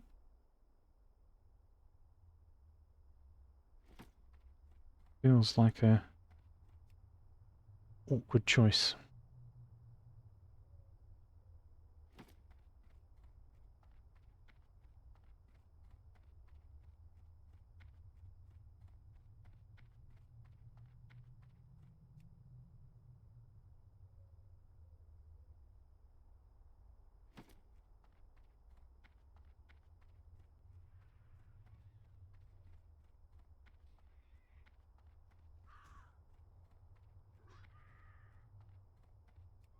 So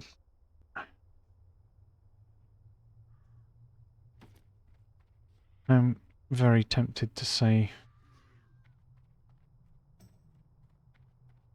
herbalism and alchemy.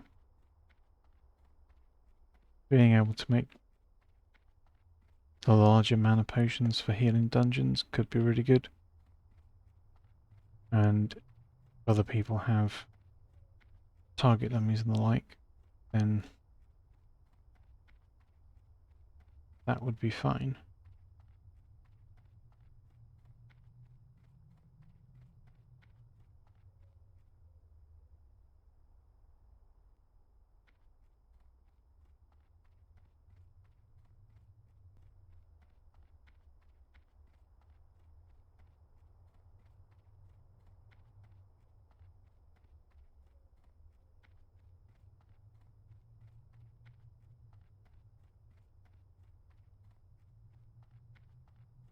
So I also somewhat feel like I've done a lot of mining lately. And when I do the warrior again, I'll have engineering. Same with the shaman. Same with the hunter.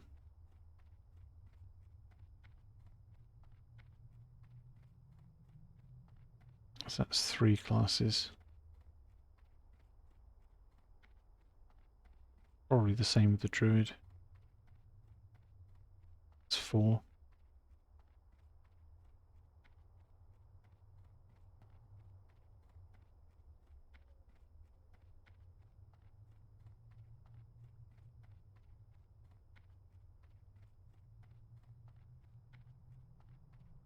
Yeah, I'll have a look at all the classes and think about what professions they're going to end up being. I'll try and balance it out a bit so that I don't go insane.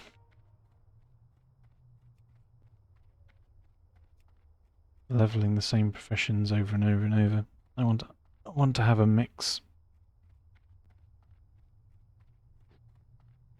Just to keep things a little bit different.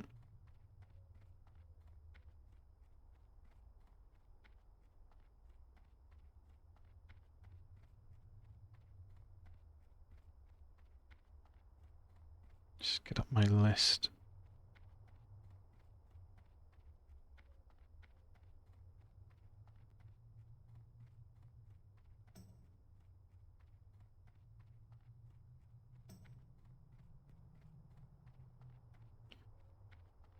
So Paladin would be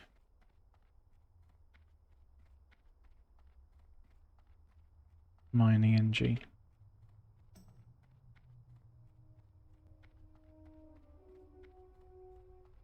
Hunter would be mining NG.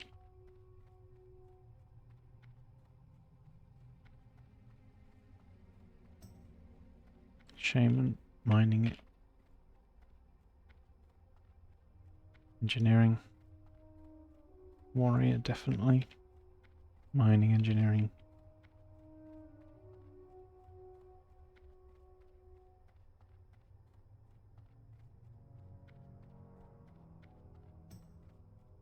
Druid, possibly mining, engineering, but would be Herbert and some alchemy.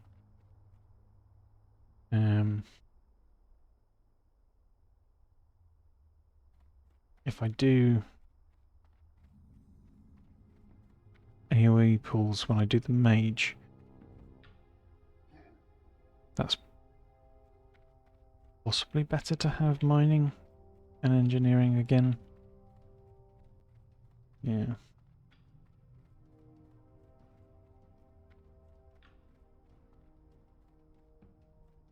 Samsung, for the Horde. Strength, blood, and thunder. Go with honor.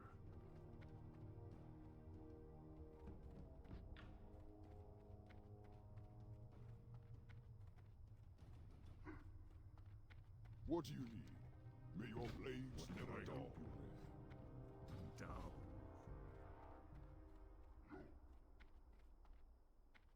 Brawl Hall for the Horde.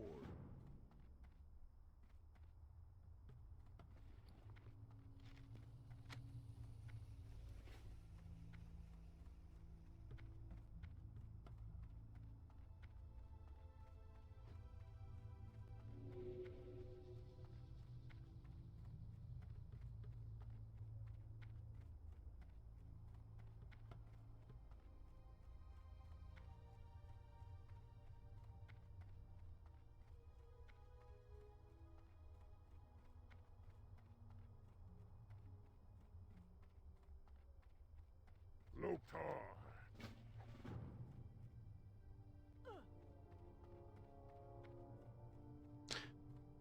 I think it just makes more sense. Probably to go about on this.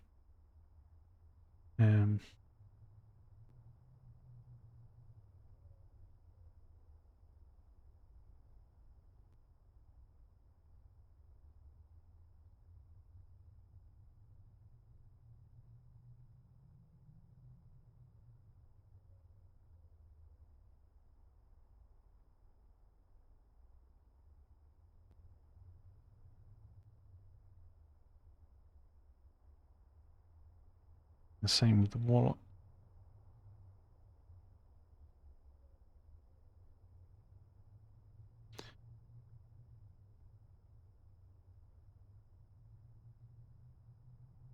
Possibly the same with the rogue.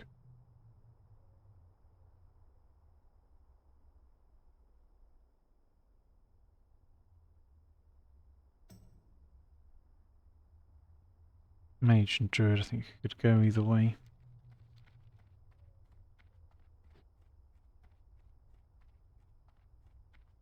I'll have to check what druid can actually use while shifted. I think that'll be the big deciding factor. Because if I want to tank, I don't want to be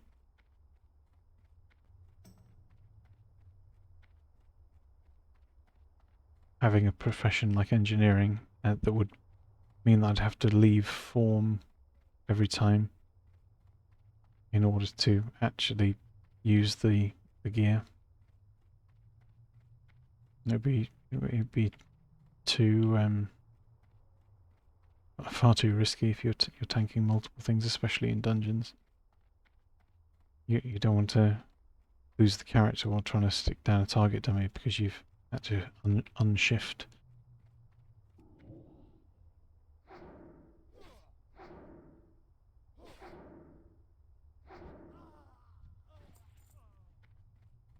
So I think that's settled then. We'll go herbalism alchemy.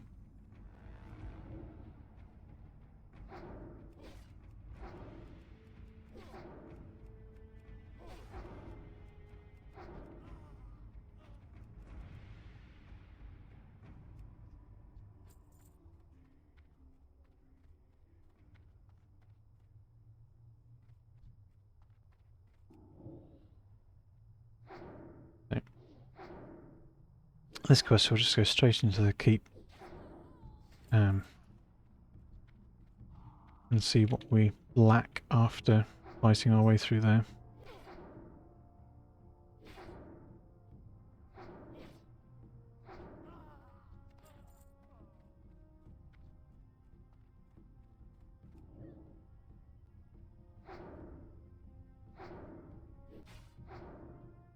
There'll be a whole bunch of creatures in the keep anyway.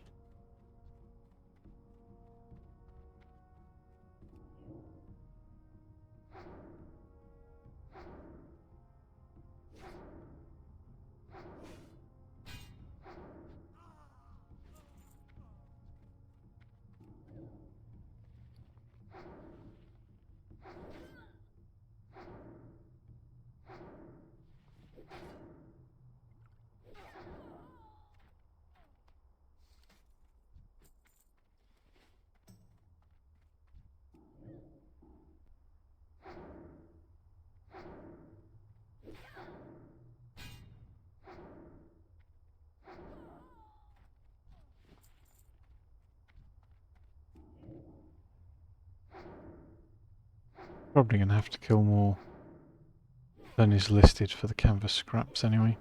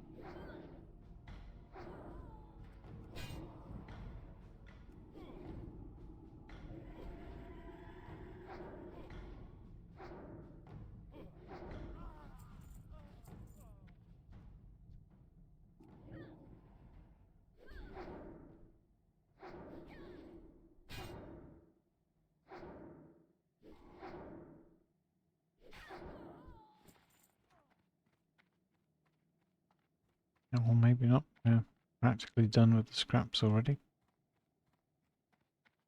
And we've still got stuff to fight through.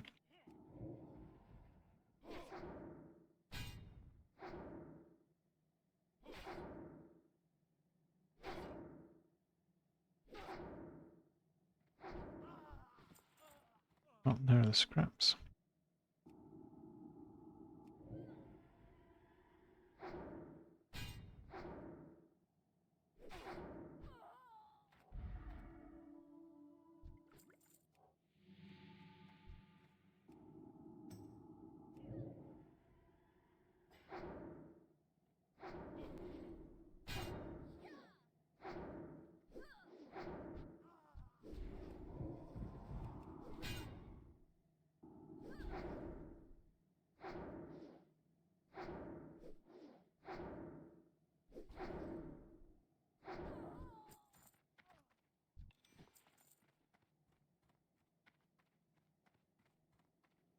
So all we need apparently is one more sailor.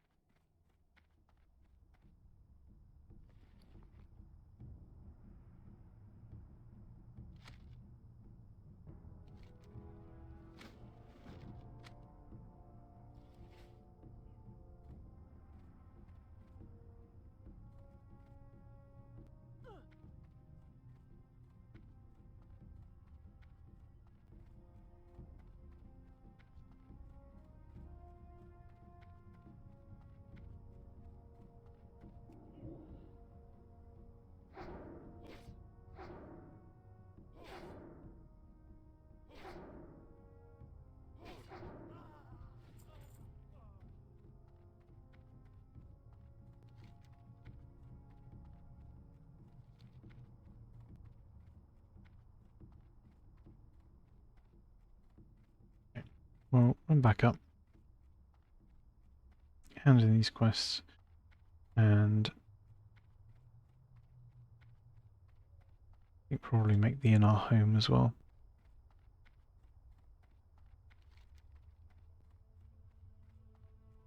So that we don't have to do quite so much running around.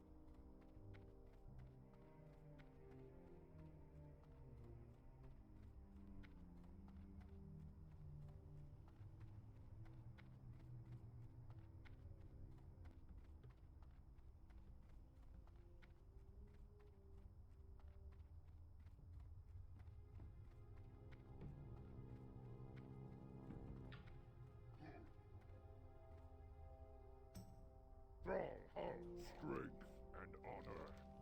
Go forth to victory. For the Horde, go forth to victory.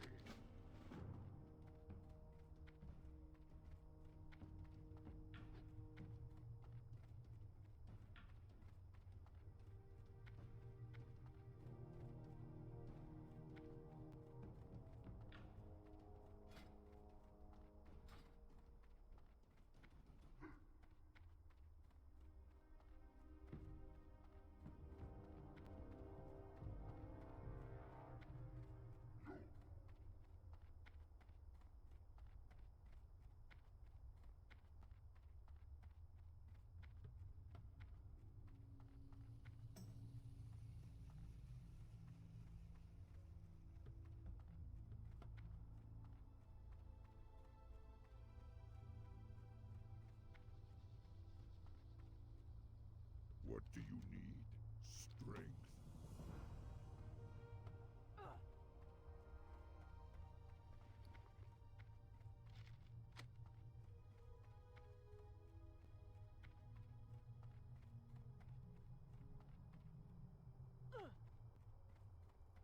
Loktar. Go with honor.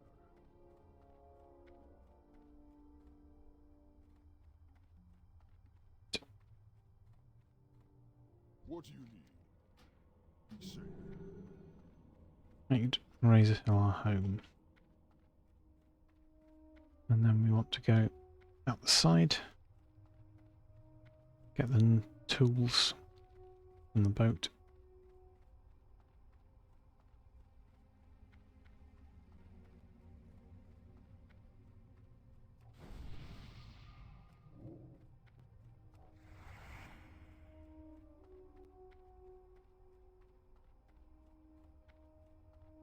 And then we can go down to the starting area, get all of that done.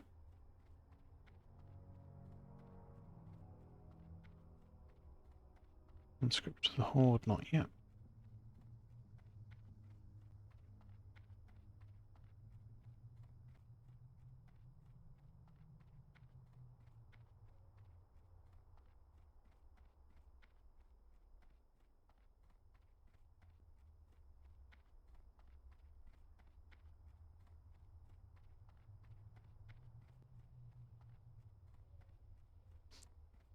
So as always, sometimes people come here, they really struggle to find enough of these gnomish tools easily.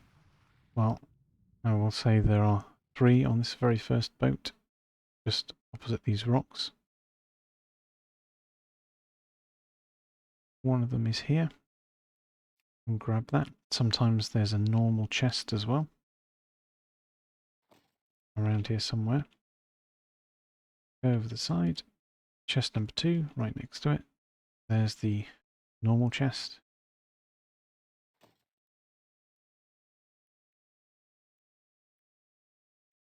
Now, it's not exactly very impressive doing these in one breath as undead, but you can get all 4 of these in one breath as the other races as well. You don't need to swim down multiple times. And there you are. From the wreckage complete. Don't need to go and hand that in immediately. Just like we don't need to go and hand that one in immediately.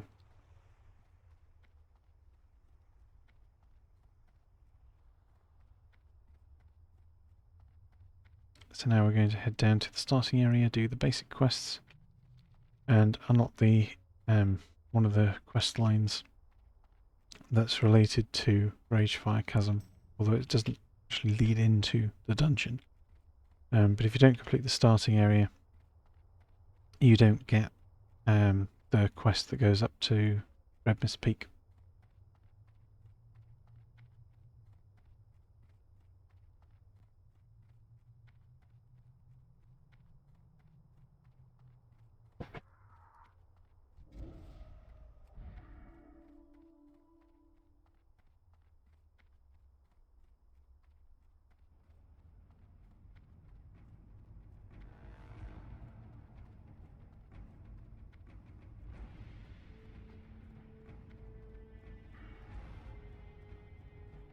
Now, our next couple of talents are obviously going to be in one spec, and then I think I will probably continue to level as discipline rather than going holy. We might consider going dual spec at some point. I'll try out Shadow maybe, or if discipline's feeling fine for leveling, and maybe try out holy for healing, see what the difference is.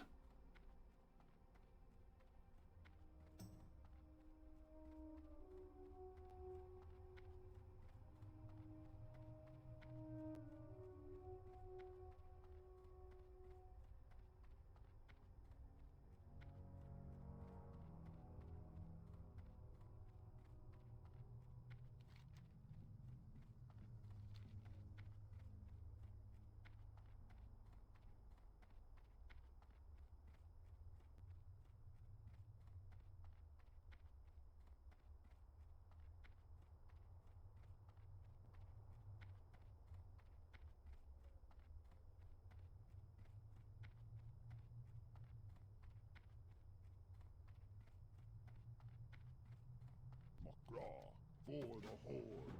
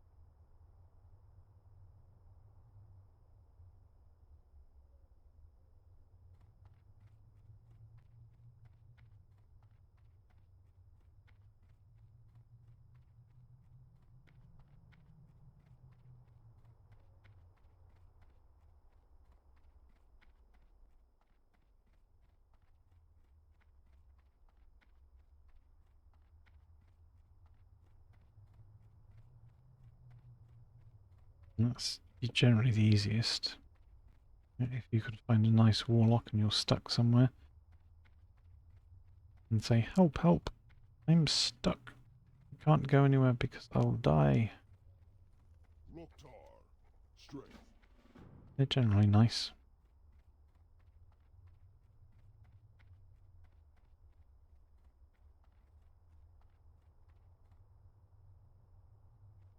What do you need?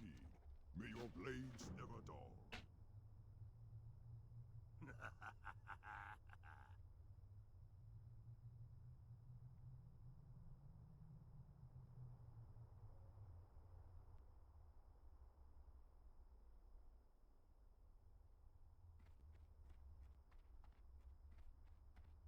strength and honor.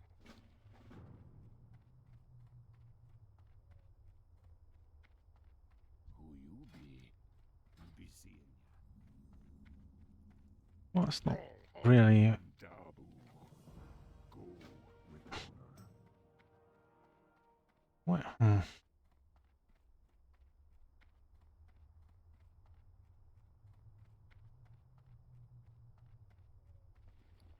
okay, so we've got our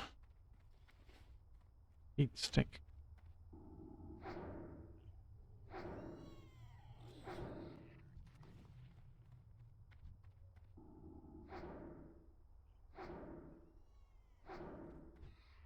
Actually, hang on, how much damage does it do? 66.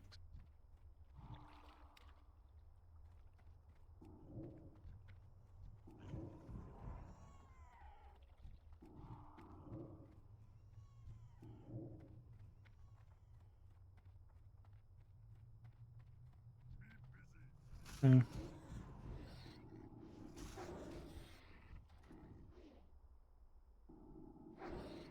Apparently that's too long a Something time to leash it.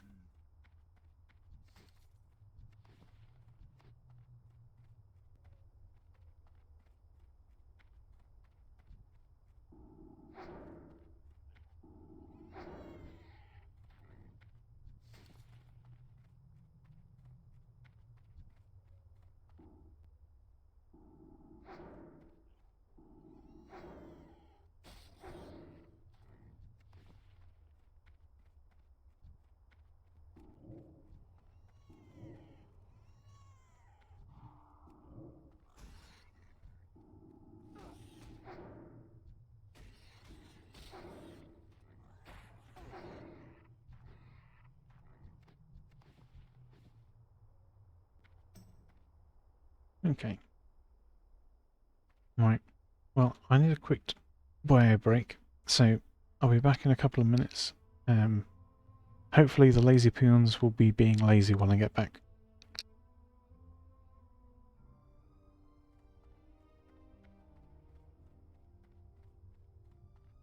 not that kind of orc.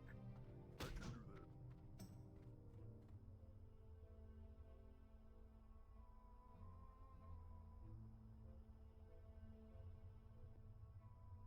Work.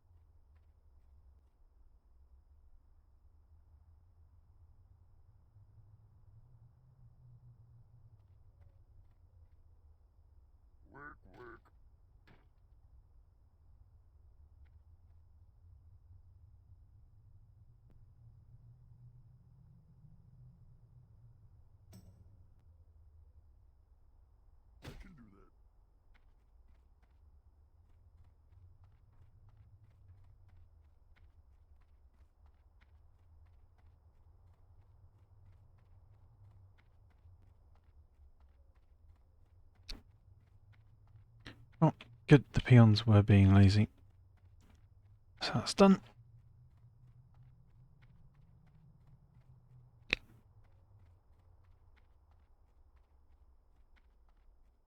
We can get on with the other parts now. I Duratar for the moment. Magraw, be safe. Go forth to victory.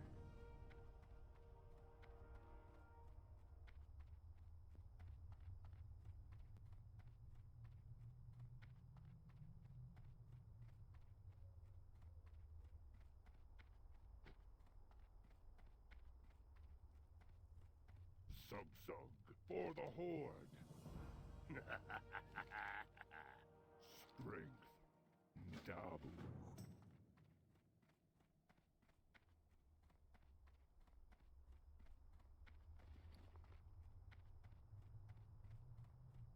Loktar, be safe. Speak, friend. Dabu.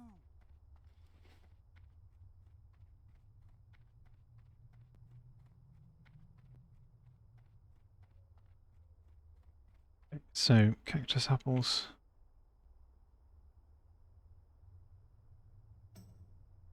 Which are nice and easy. Scorpion workers, again, nice and easy.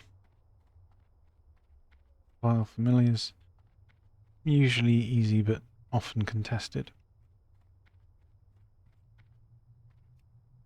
Don't know why people should just group for them, because they're a kill credit quest and not an item drop quest.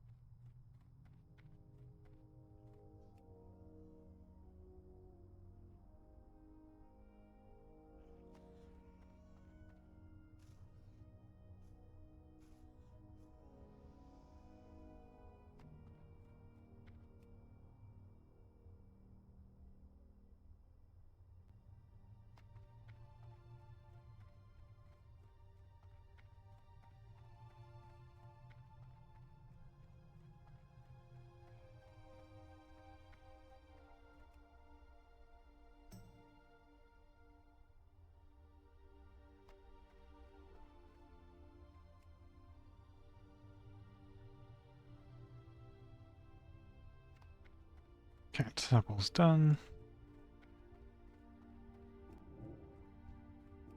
Grab some of these scorpion workers.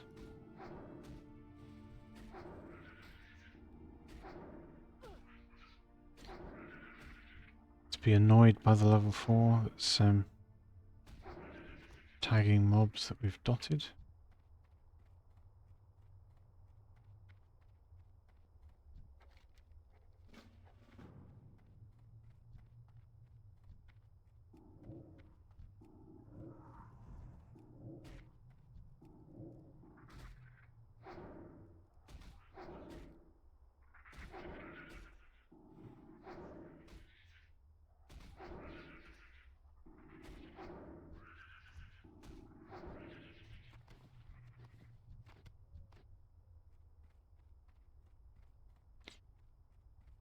And then we need to head up and kill the quest mob. Assuming it's even alive at the moment.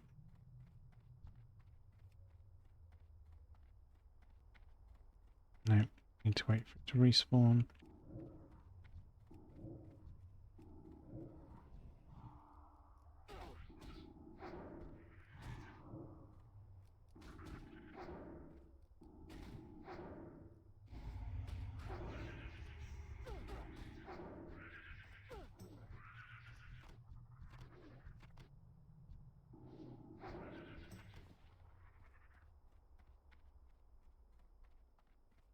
Doesn't take long, it's a starting area. Nope.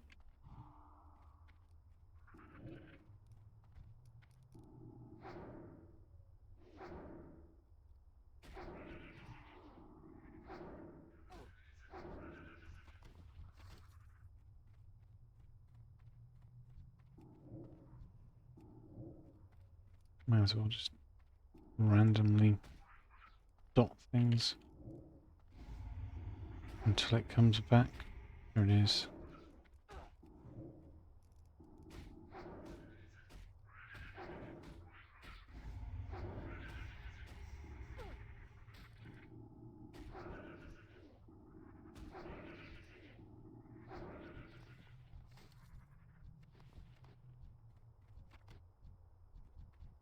Okay. Suck off done.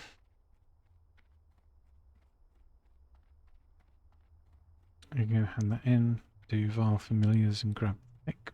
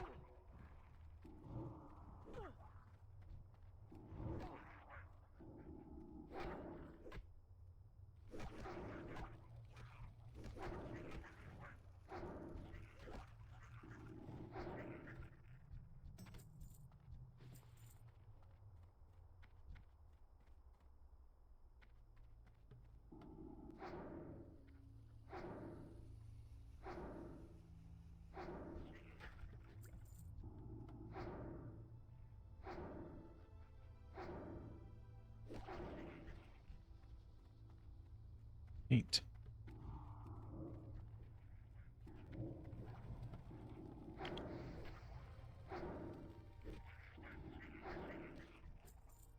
It's 10. We can go into the cave. The pick.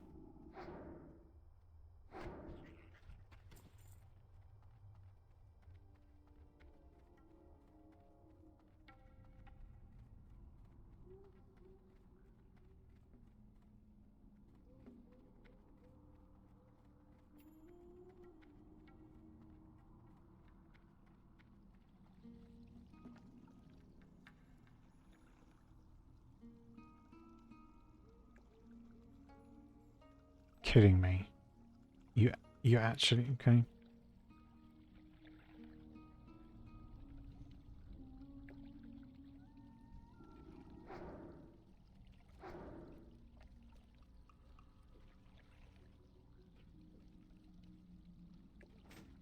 So much for thanking as a thanks for the help.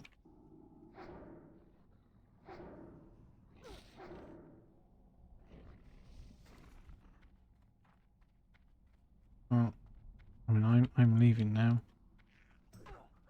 So good luck with whatever you're doing.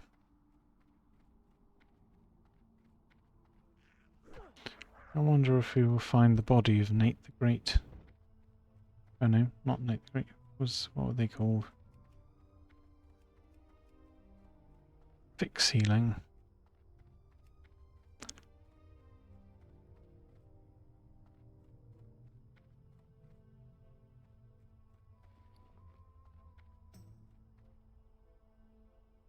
Okay, I don't know why Vic is not showing up as completed. Weird. Is in our inventory.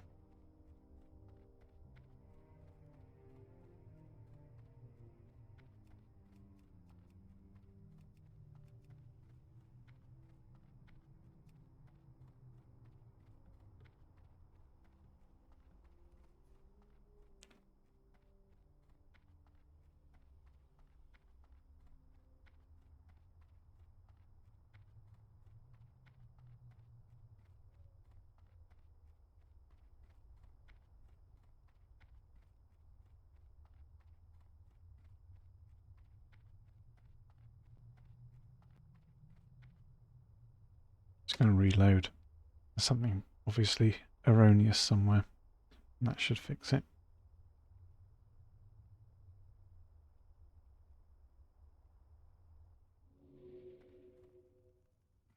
Speak, friend.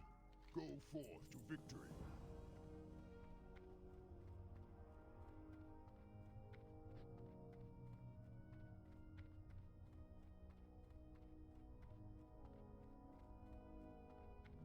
Mokra. Strength.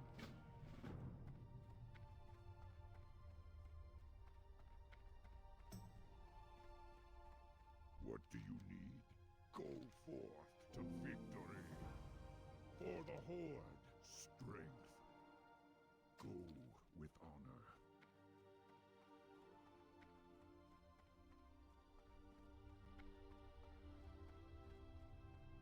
Brawl Hall, strength. May your blades never dull.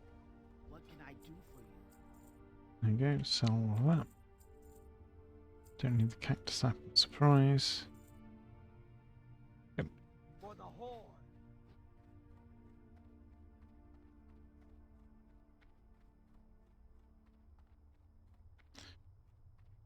Now it's just back into the cave to kill Yarg Bane Shadow, the Burning Blade Medallion.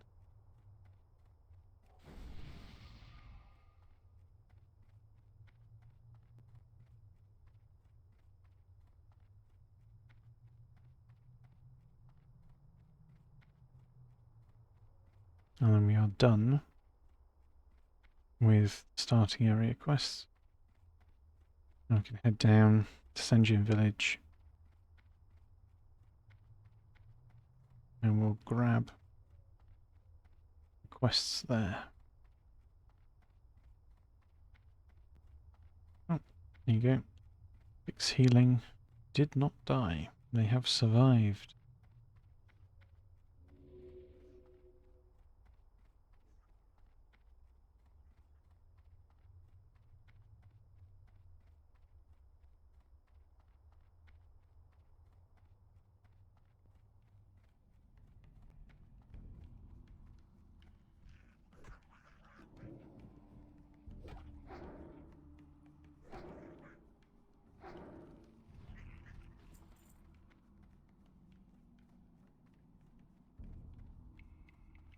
I'll invite whoever that is up ahead.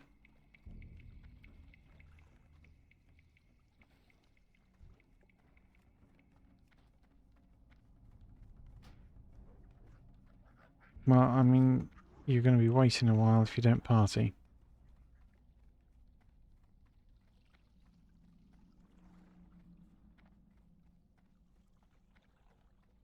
And we'll leave them things to kill.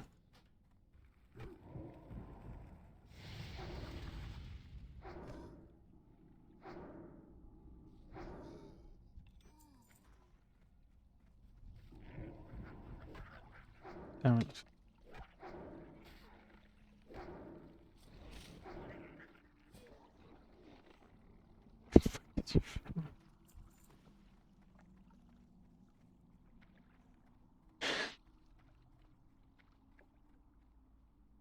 Mm. Mm.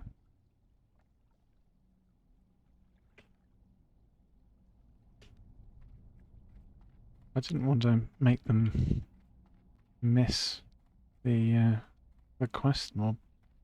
It'd be a bit mean to run past everything and snipe it.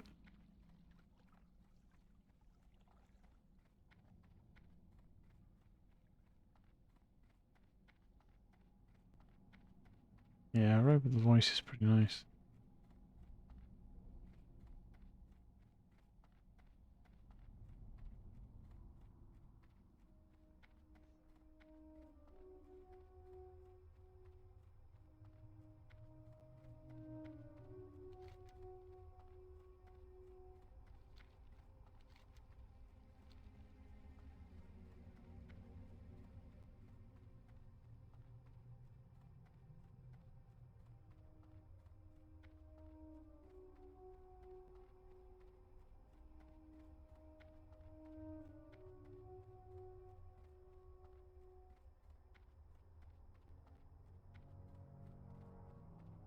Yeah, he disconnects on a major harsh.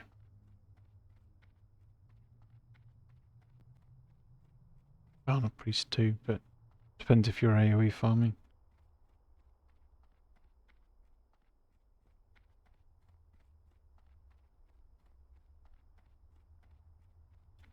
Yeah, they can't hear me unless they're watching stream. I'm just responding to the VOD, commenting on what they're saying. Look, Tom. May your blades never dull. Go with honor.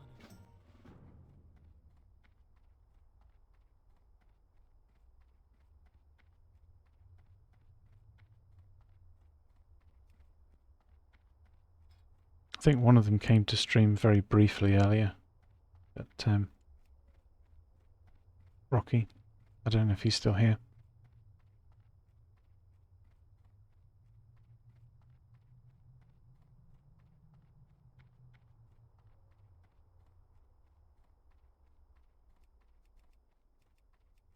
I mean, sometimes people in guild chat, you know, they ask questions which need useful answers, and very often, you know, if they don't know the answer, then it's useful for other people to know the answer.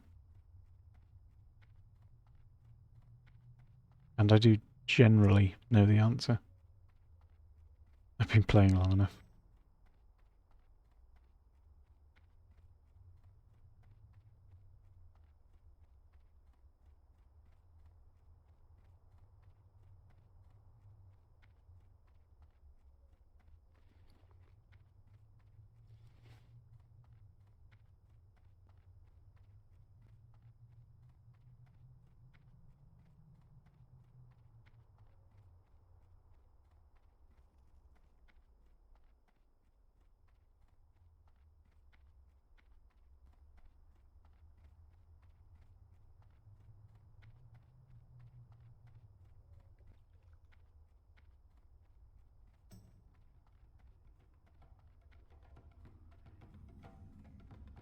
Hello, man.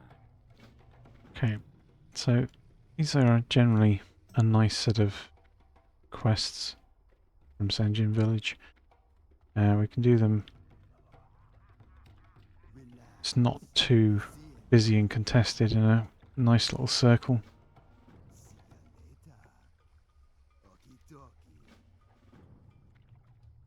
Greetings. Yeah, no, they're not in Discord. What you want? Spirits be with you, man. Don't even have Discord open at the moment. That's generally something I'd only use for high-level dungeons for the most part.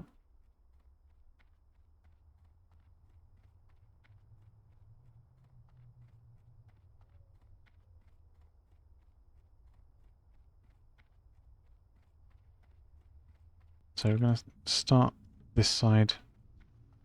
We'll see how we get on with dotting 3.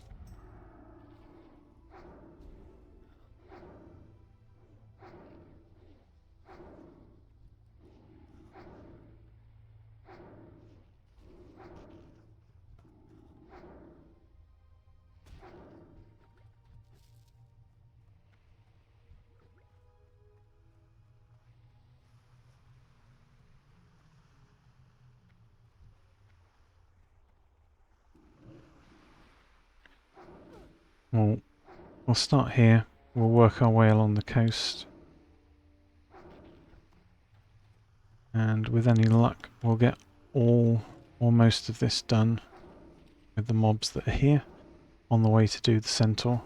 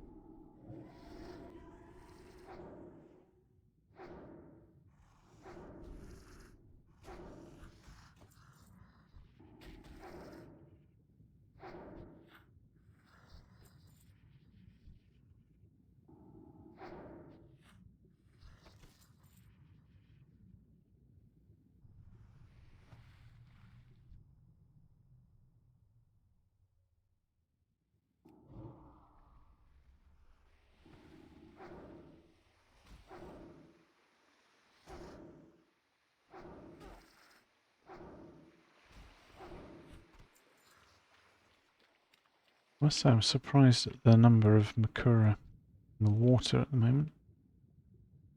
It's well, it seems like it's considerably more than usual.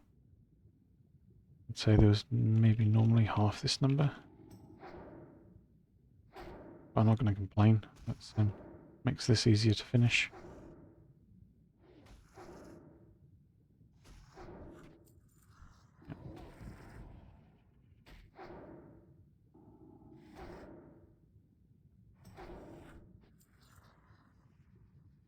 So, there we go.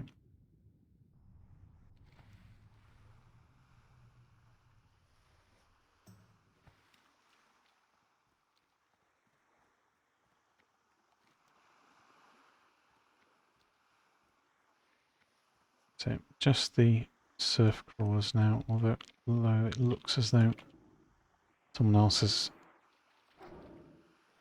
done with them already.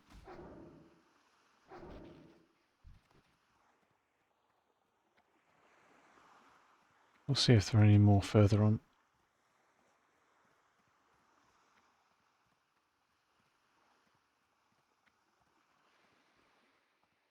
And the answer to that kind of looks like no. Well, not if they're clearing them. Unfortunately, it's not a quest that we can party for because it's an item drop quest.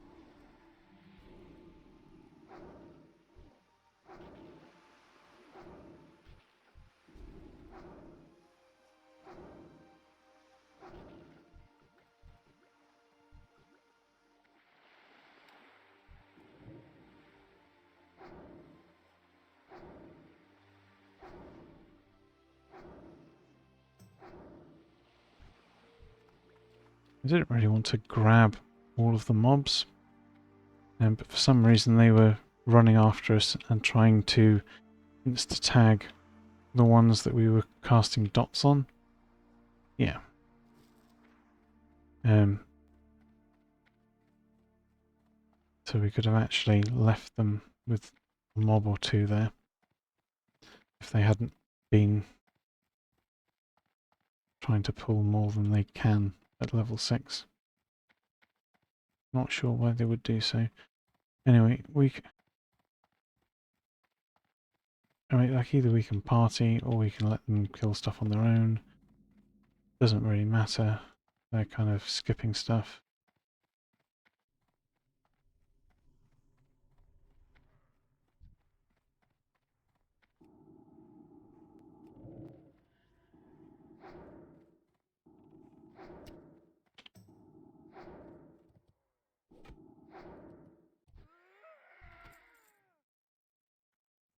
Certain plans.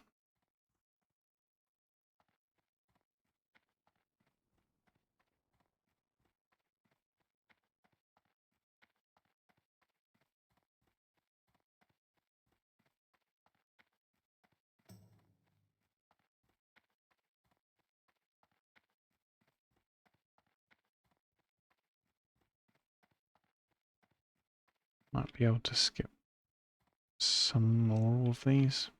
Not sure.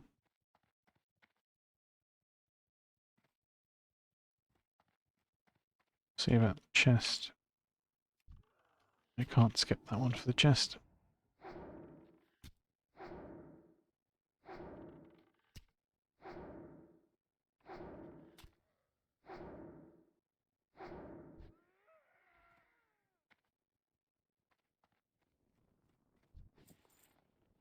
How is that social aggro all the way over there, but me in combat?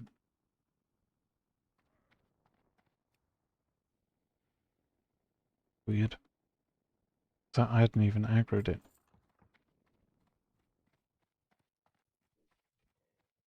Anyway, they'll be able to get the plans from the respawn.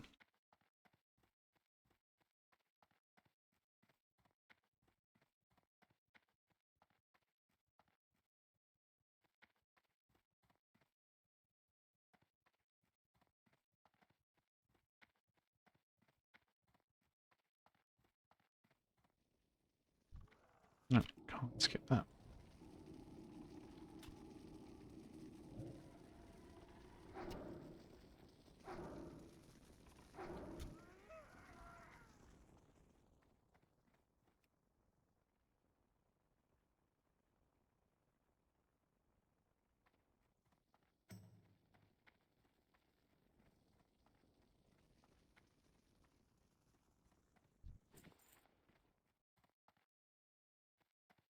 Plan's done.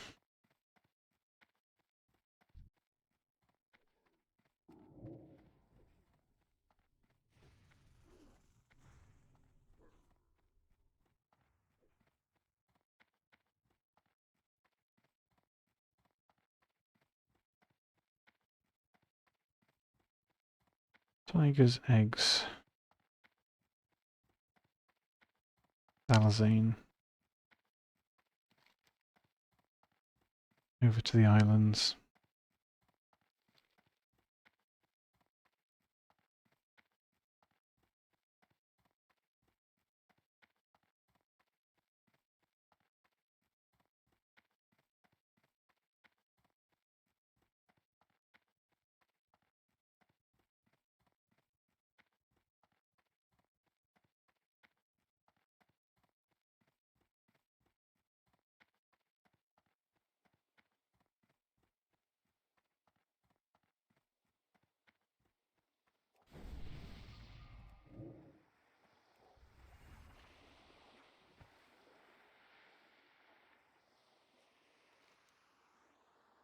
We'll see how quiet these islands are. If it's super quiet, probably be able to go right, otherwise we may have to go left. We'll see.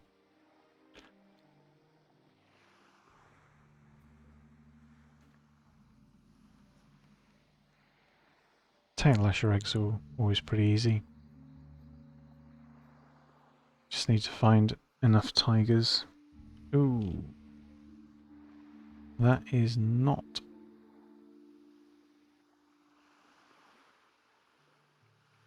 Yeah, that is most certainly not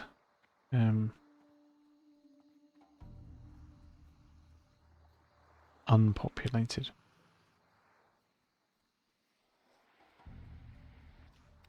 Is he really going to run exactly the same direction as me? Like I've picked a direction. Because you haven't. So please, please go the other way.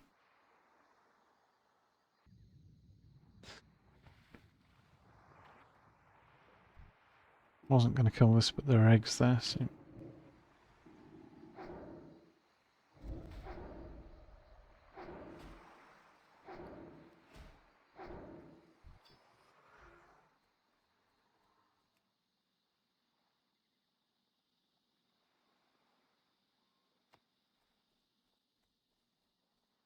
And that tiger just spawned.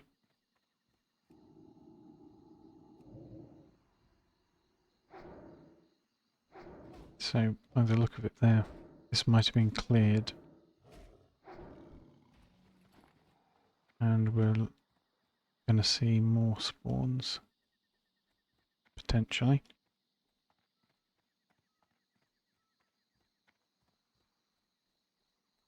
Yeah, there's nothing else here. Dead tiger. There's one tiger out here, which we'll grab.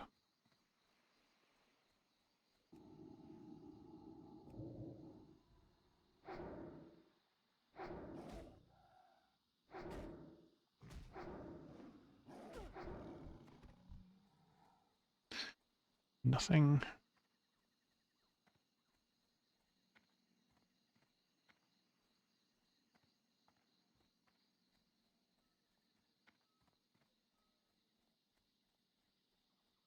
There's just nothing here. We'll try try the island one further away again.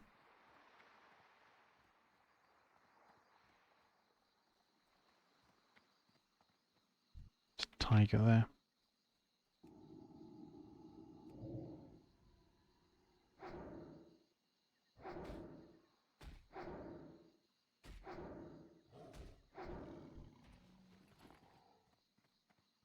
Still no further.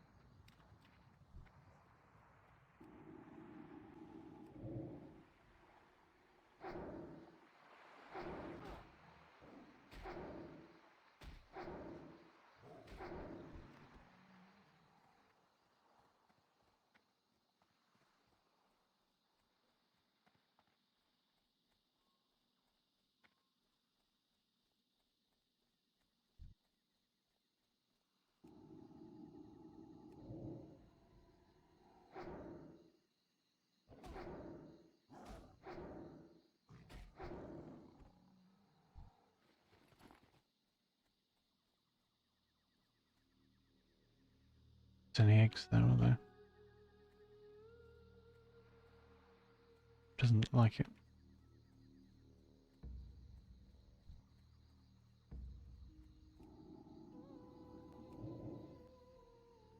So there are a few more tigers here. That's good. Durotar. There's a whole of these particular islands.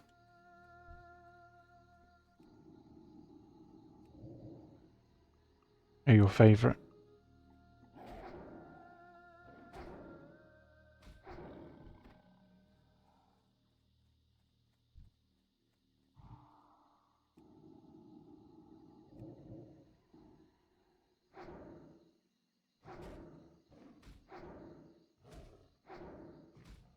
Yeah, Stranglethorn's nice. I do like this bit of Durotar as well. It's got the same feel. I think my favourite starter zone though has to be Tirisfal Glades. It's just so atmospheric and classic. They ruined it in retail. They made it much more cartoony.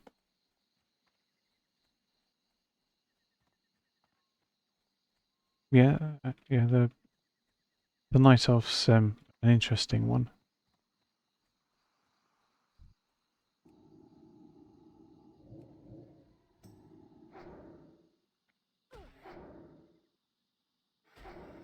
Well, in vanilla they got that feel just right. You know, it added so much atmosphere.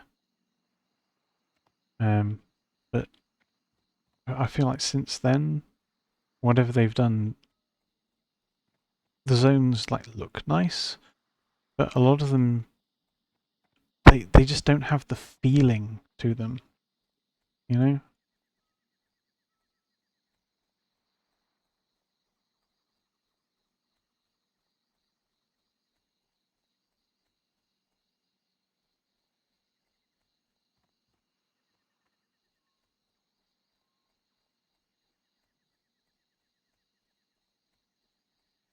Yeah, I think the last time I played some retail was Battle for Azeroth.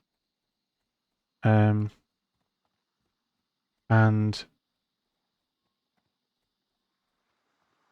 I leveled to max level. I didn't initially look for a raid. I just focused on like the Azurite daily stuff. And when I did eventually look for a raid, people were really obsessed about like the amulet power. And I discovered that I was something like top 5 in the server for amulet power, despite not having raided, just because I'd farmed the daily stuff so much. But then I also found that there was diminishing returns, so that whenever you, they released the next patch or content progression, that there was a catch-up mechanic. So all of the work that you'd put into your amulet was then trivialized, and everyone just got to catch up super fast. And I wasn't on the whole a big fan of the storyline, and so I quit again.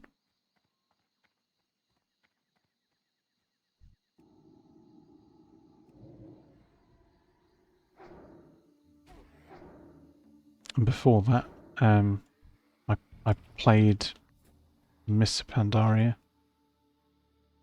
That was the last time I think I seriously played. That's the last time I properly raided, anyway.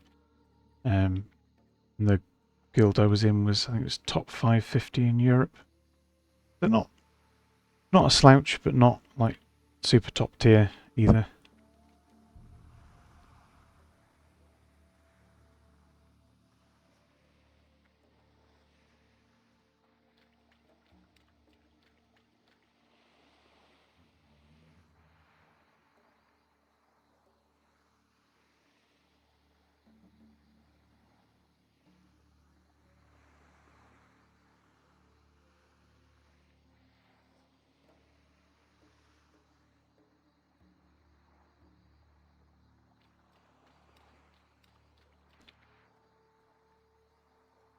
But hardcore brought me back to the game in a big way. I think it lets you experience classic, but in a much more fun and involving way. There's so much more feeling attached to your character, and you actually have to think and play well. You can't just dive in and face check everything.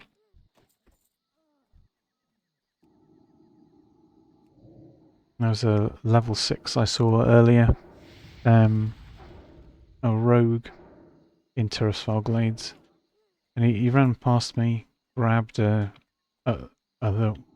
creature I was just about to fight, and then killed it, ran on, pulled another one.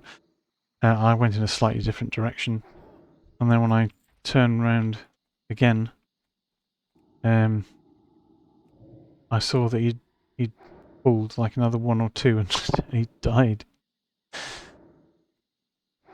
He was so eager to pull all the things.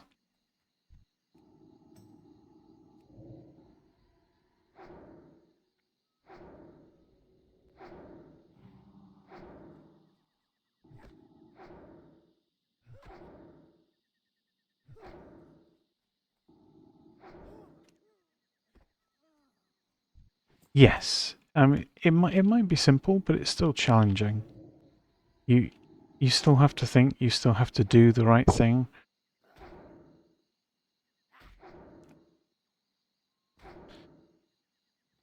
I think the one of the biggest things I disliked about retail on the whole was ability bloat.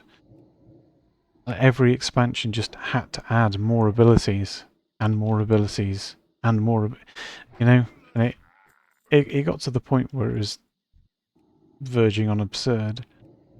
You can only press so many buttons.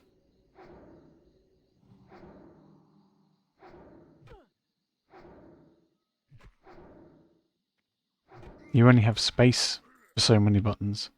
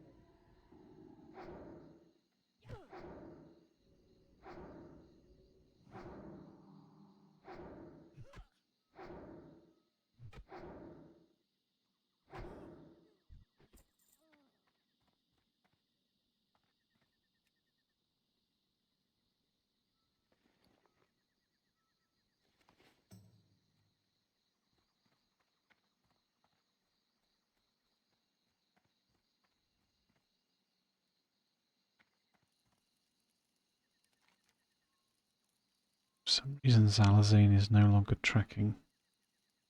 Don't know why that is. Okay. Now I can see what I'm missing.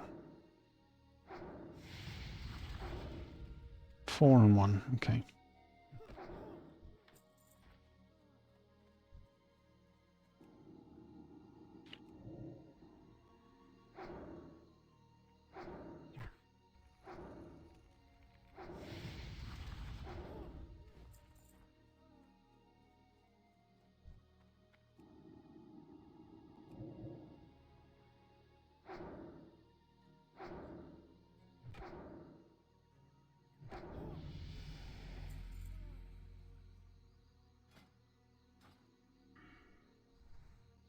"13.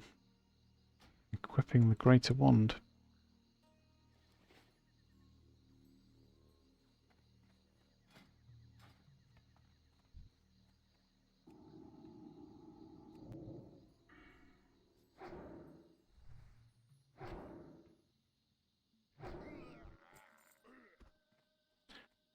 Just need 1 hexed troll.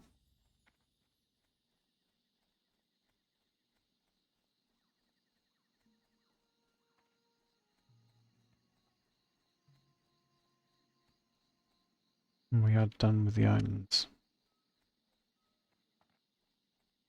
A voodoo, that's a voodoo. There's a hexed one around the corner. That's voodoo, that's hexed.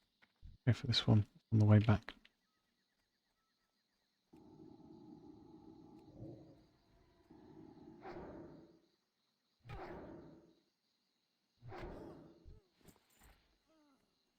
Yep, sorry.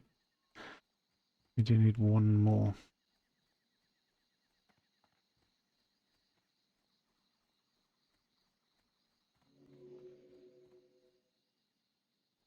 Or did they just aggro?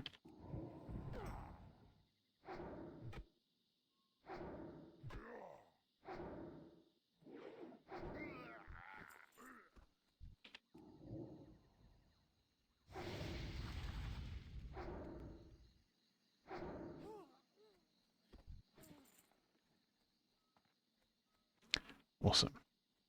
That is that done. So now we can head back to Senjin Village. And all of this in.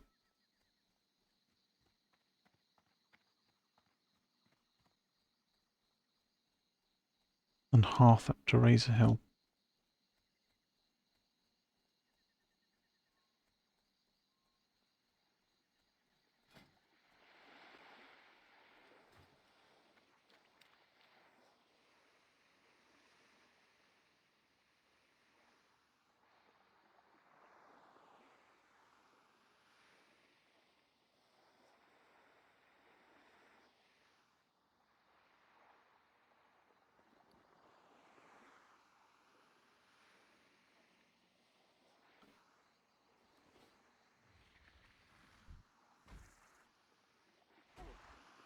We should feel a whole lot stronger now.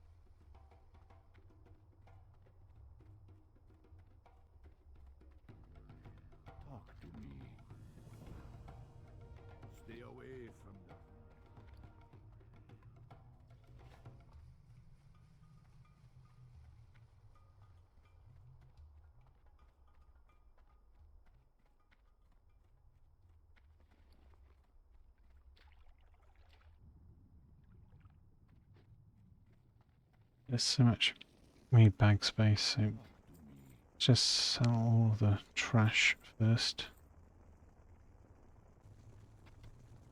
All quest items. Don't need that.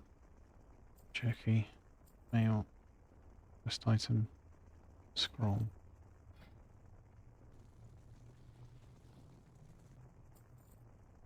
Quest items. Quest items. We can sell the old wand. Sell the minor healing potions, we won't need them. All that, we don't need it anymore. Later.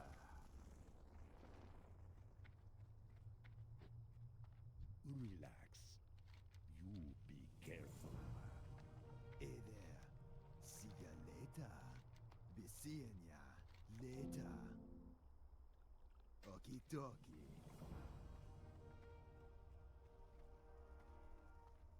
Greetings, man. Spirits be with ya, man. How you doing, man? So we're just going to vendor a really sticky blue. Be seeing ya. That's everything for handing in the village. Path to Razor Hill.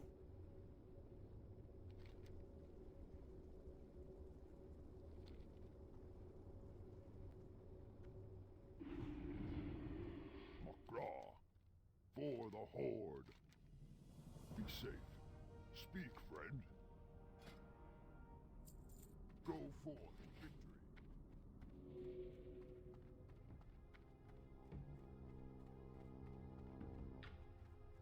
McGraw. Dabu. Loktar. Strength and honor. Go forth to victory. Dabu.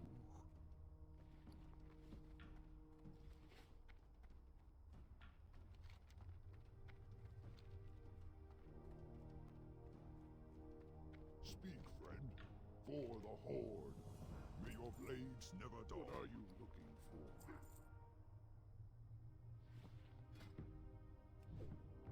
And then we'll craft these linen bandages so we can get the linen out of our bags too.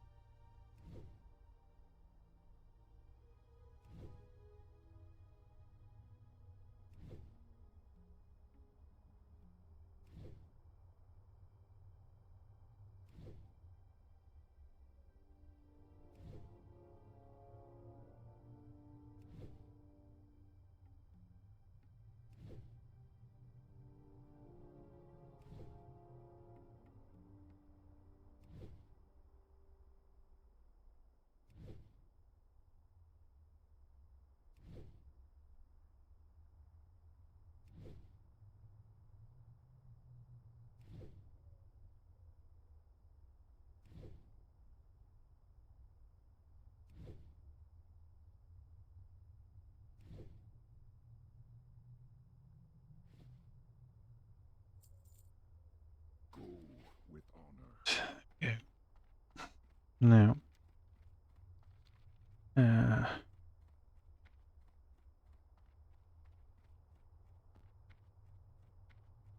we've essentially unlocked all of that.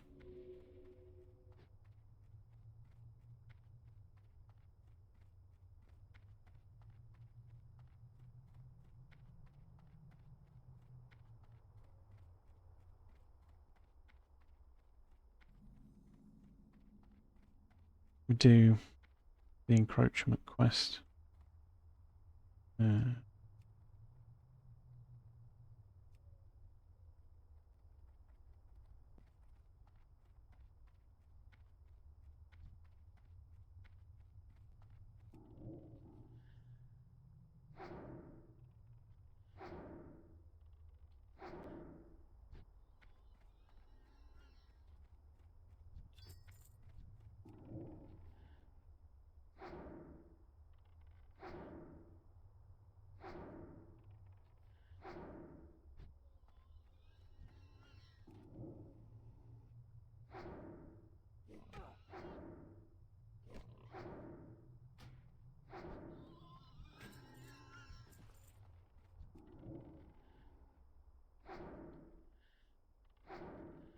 So when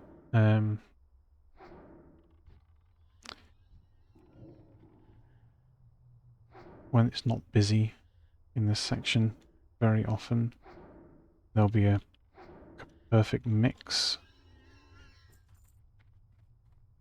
in this camp so that you can do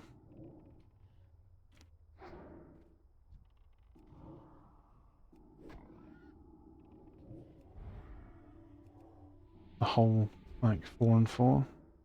Unfortunately not a very good mix for us today. So we still need 2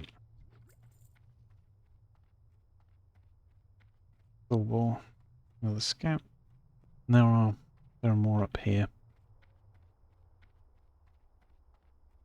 It's just nice when you're able to insta-complete it on one camp. And the scout. Scout, scout, scout, scout, scout, scout. Oh, cool. Scout, scout, scout, scout, scout, scout, scout.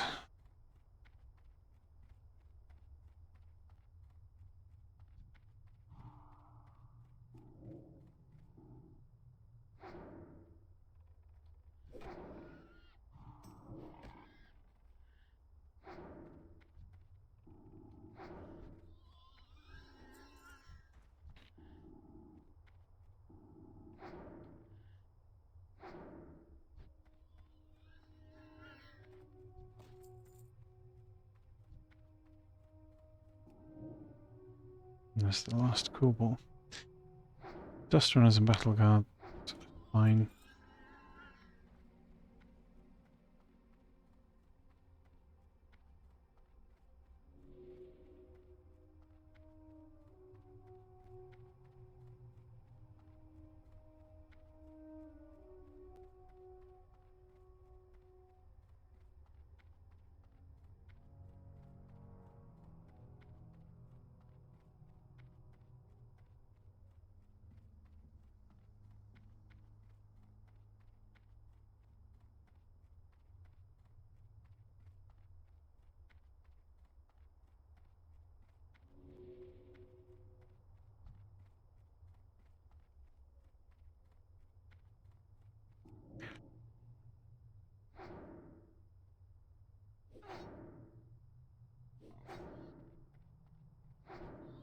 Okay.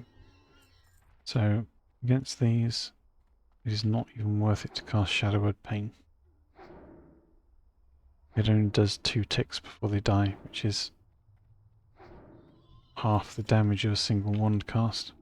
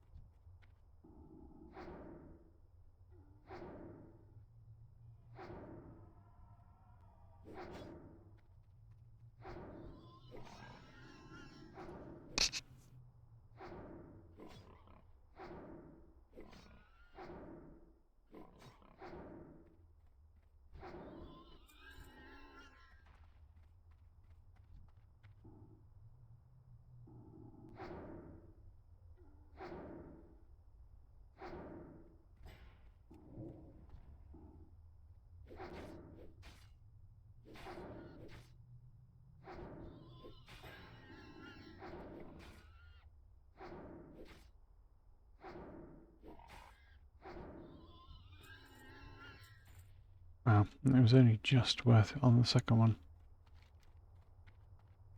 Okay, so we're going to ignore the rest of the Durotar quests for now. We'll hand in encroachment when we return here. So we can go and do conscript of the Horde. Don't need to watch those. Don't need to watch that.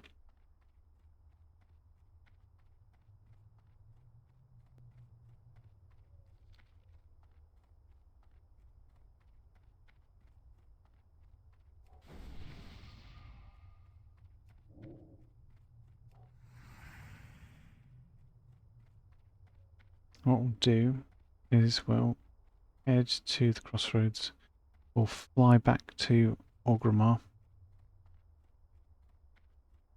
And we'll pick up herbalism and alchemy. And then when we head to Mulgore, there will be plenty of herbs for us to grab there.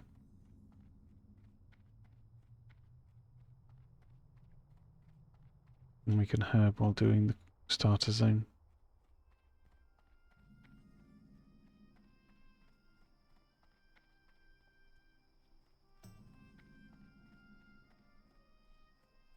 Blood and thunder. Spring.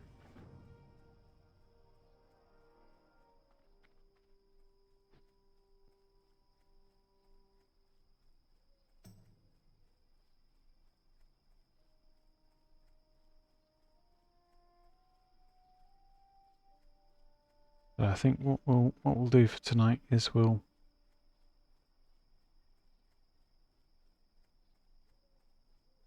go to the crossroads, we'll train herbalism, we'll make the run to Bloodhoof Village. And I think that will be our stopping point to end the stream, I think. A nice point, because we'll have done most of the stuff in Durotar. It's just the last few higher level quests remaining.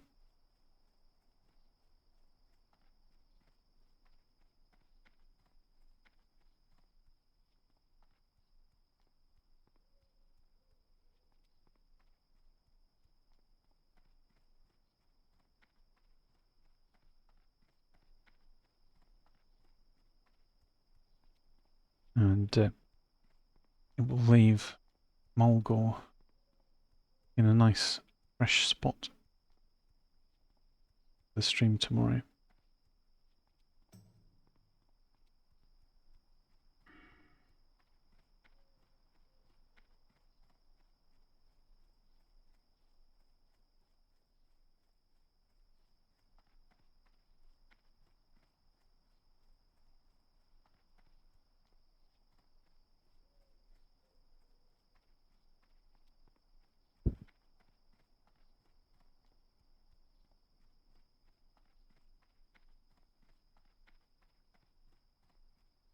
I'm assuming powered fortitude, powered shield is the smart play. And meditation.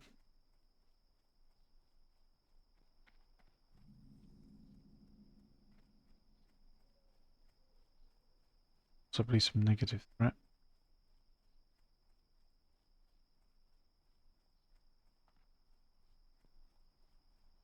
Yeah, and a focus makes sense.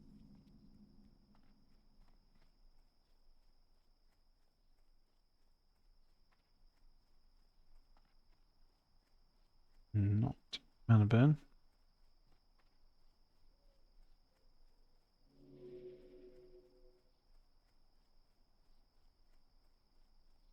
Mental agility makes sense with shields and renew.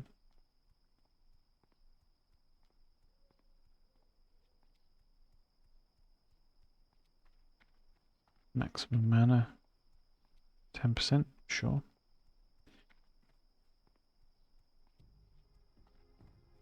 Divine Spirit, yeah, that seems pretty good.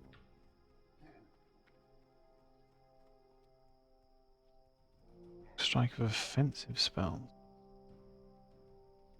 Huh. Okay.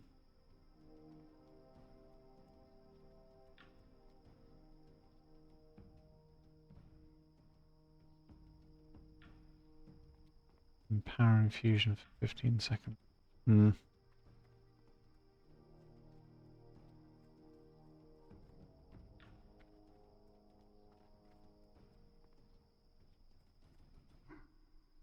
Actually, we don't even need to hand in Crossroads conscription just yet, do we?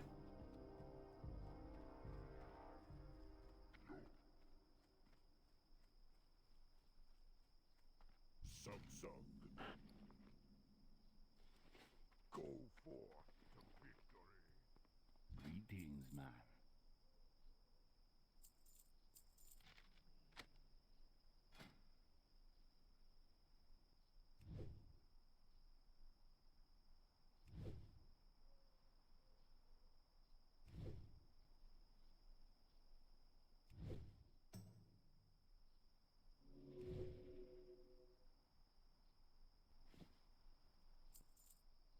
Stay away from the voodoo.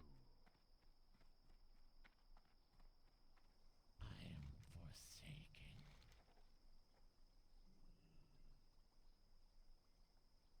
Victory for Sylvanas. Loktar. Flying to Orgrimmar. Up herbalism and alchemy. Fly back to Crossroads. I am tempted to do the fungal spores quest.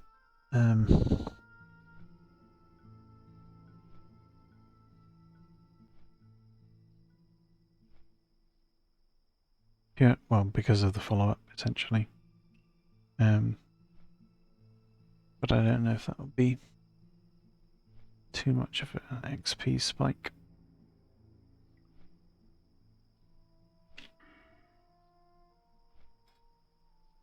Does holy offer visual effect of your holy spells?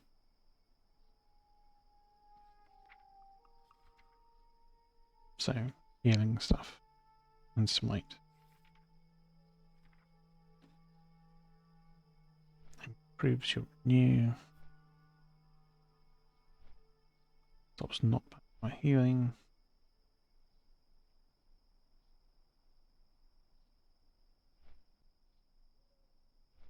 Oh, that seems good. Use all spell damage taken.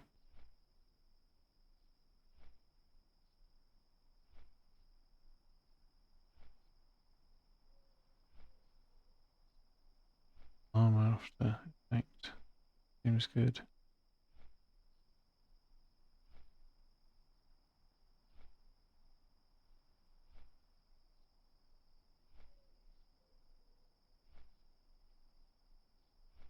Okay.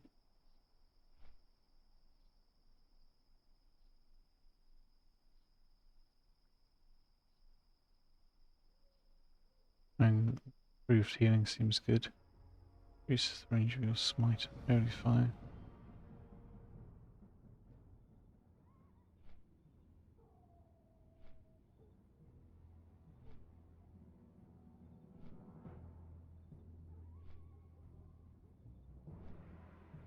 The radius seems possibly good.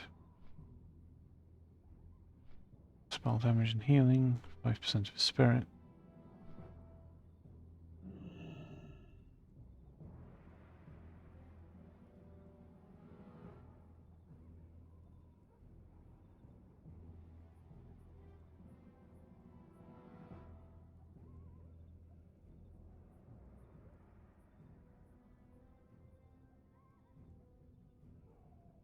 I kind of think some mix of the two without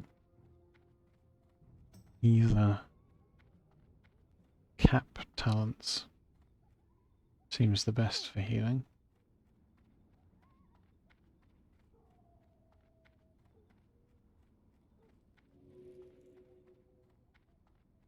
I shall have to consider further. Got a long way to go anyway. I mean, certainly in discipline, well, you want to get up to meditation, possibly mental agility, mental strength, 5, 10, 15, 20. 1 cap at divine spirit, perhaps.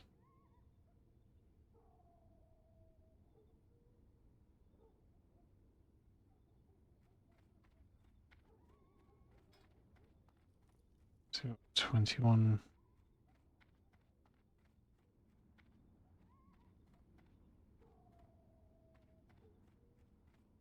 Relax.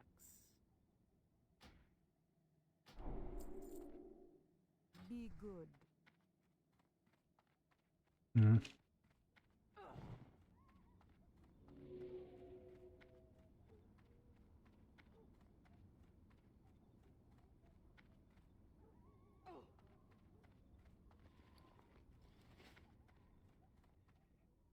Valhalla.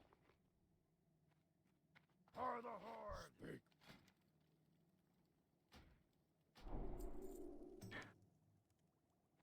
Farewell.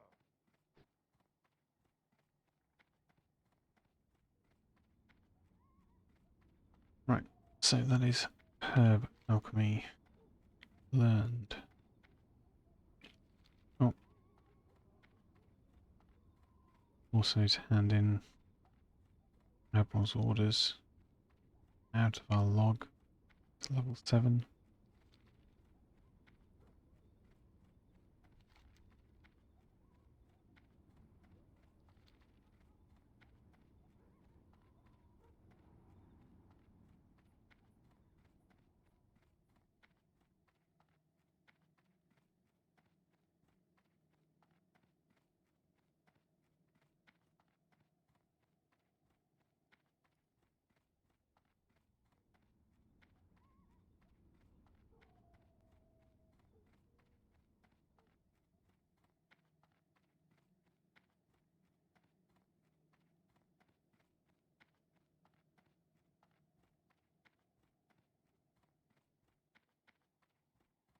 Makra.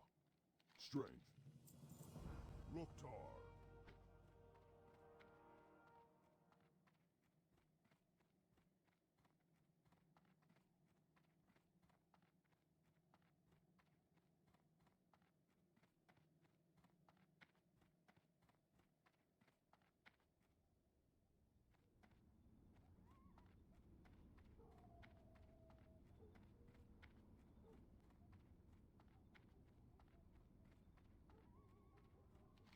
So we shall fly back to the crossroads.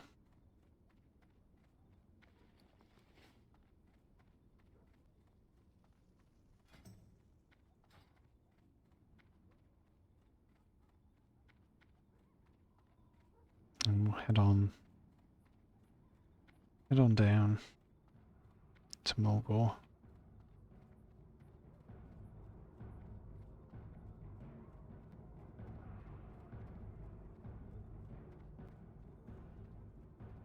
Blood and thunder. I normally like to do this fungal spores quest before going to Mulgore. I'm going to end the stream soon to save like the whole Mulgore section for tomorrow, as it's 1:30 in the morning. The fungal spores might take 10 minutes or so, and then there's of course the run to Mulgore and Thunderbluff.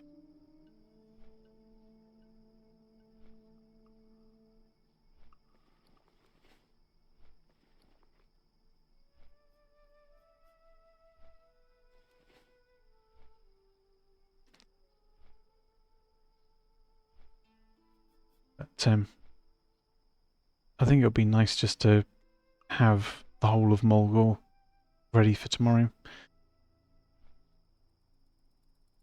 I'm not actually able to stream in the morning. I've got some things that I have to do in town, and so it might just be an evening stream again.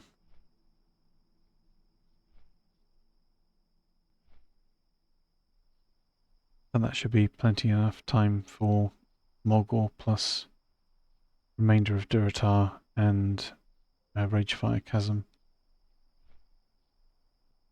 That should leave us around about the right level. To be thinking about Wailing Caverns too. Oh, and can't forget Dead Mines.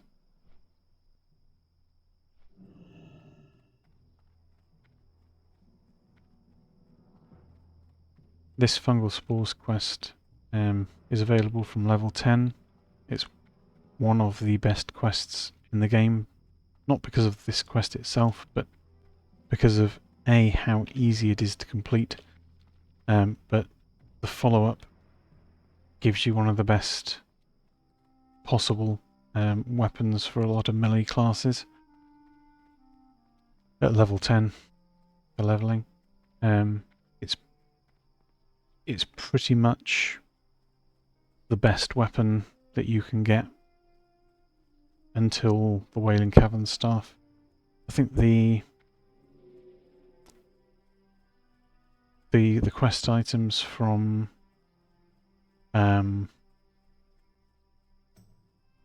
the Staff of Orgrimmar are that is slightly better than the Axe of Orgrimmar. But the Cauldron Stir reward from the follow-up to Fungal Spores has +4 stamina, which I kind of prefer for hardcore, really. Like plus, what is it? What's the Staff of Orgrimmar? Is it +4 int, +2 spirit? Which isn't bad. But equally it's not +4 stamina. And the damage difference is marginal.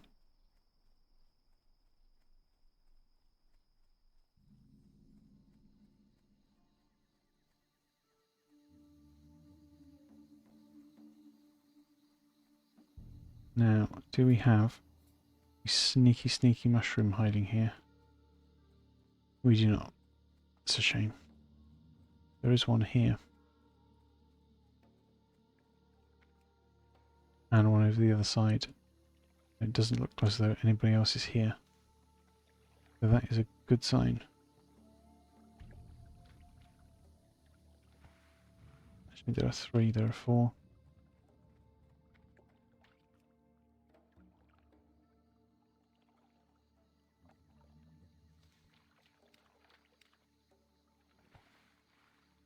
Yeah, when this isn't heavily contested, in other words, like late at night, then it's one of the easiest and quickest quests to complete.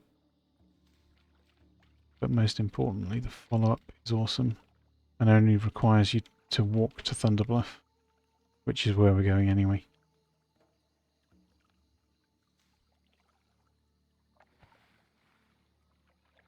So, there we are. 4 fungal spores looted.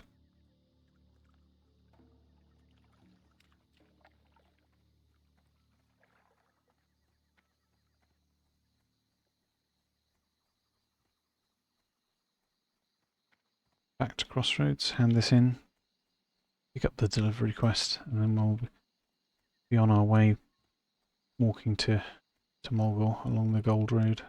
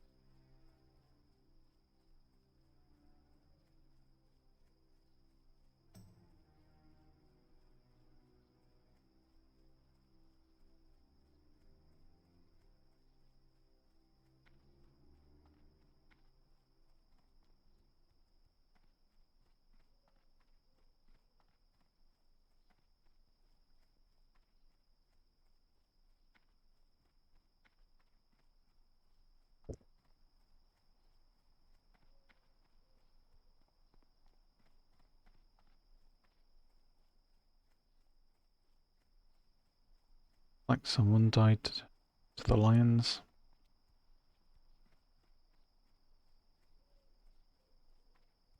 I'm not entirely sure how you die to stationary lions that don't patrol, but okay.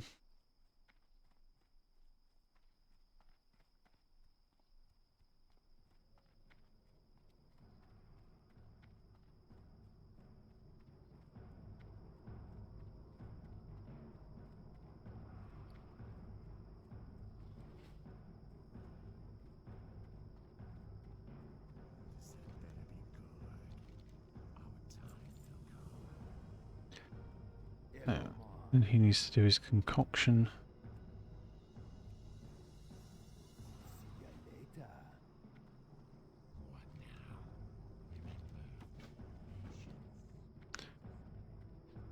And then we can head south.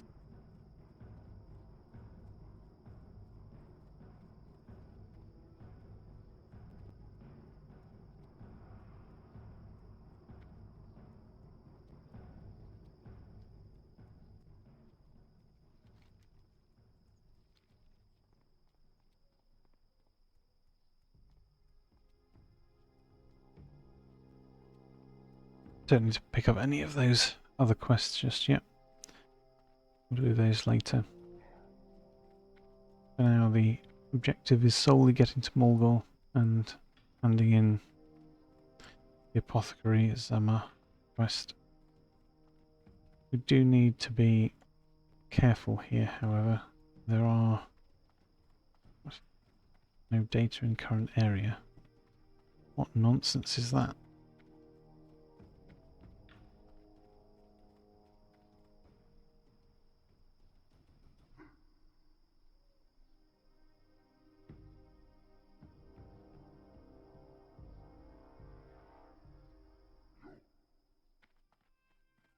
Okay, let's try that again. There we go.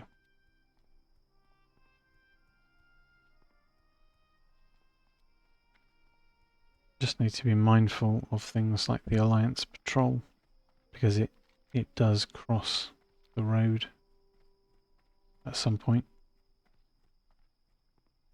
There are also a couple of places where there are level 18 creatures or so near the road, and they're generally safe, but if you're careless, it's not good.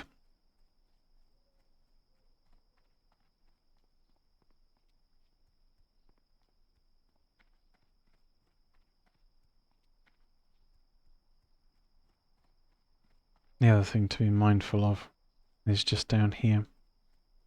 There can be 2 coal car pack runners with like 2, 3 hyenas. I think either they're both 3 or one's 2 and one's 3. And they cross this road back and forth. So you really don't want to just be AFK running here. It kills a lot of people and very much catches them by surprise.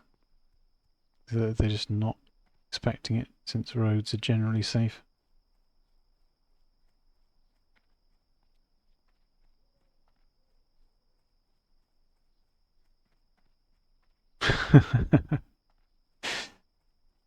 Yeah. Yeah, the quest to repair the ring is somewhat irritating. I'd forgotten I need to add that to my list of things to keep materials to repair the quest hand-ins.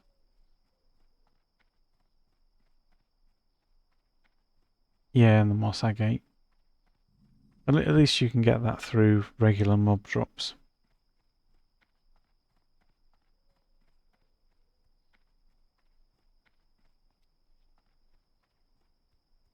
How's your leveling going?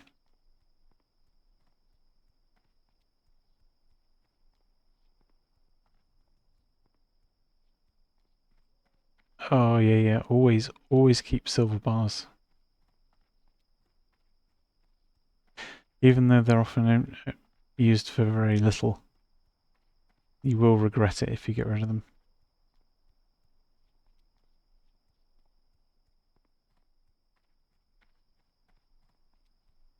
Oh, nice, making progress.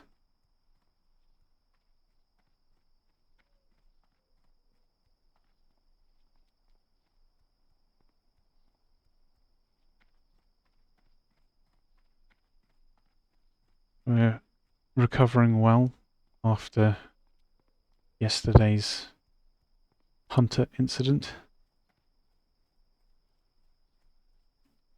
Although the grind for for crafting this wand for ourselves was somewhat madness. We got terrible RNG. Terrible RNG.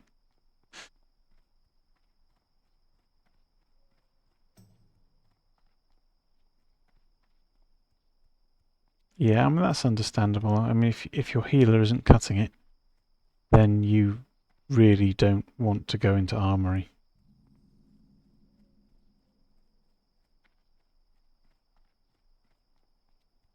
Like the difficulty ramps up significantly. And of course everything in armory is slightly higher level than the library as well.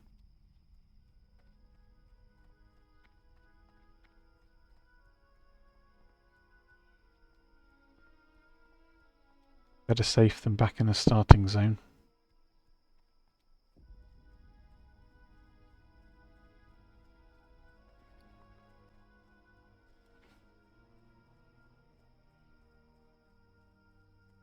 Did you seed run the graveyard or not bother? Well met. Goodbye.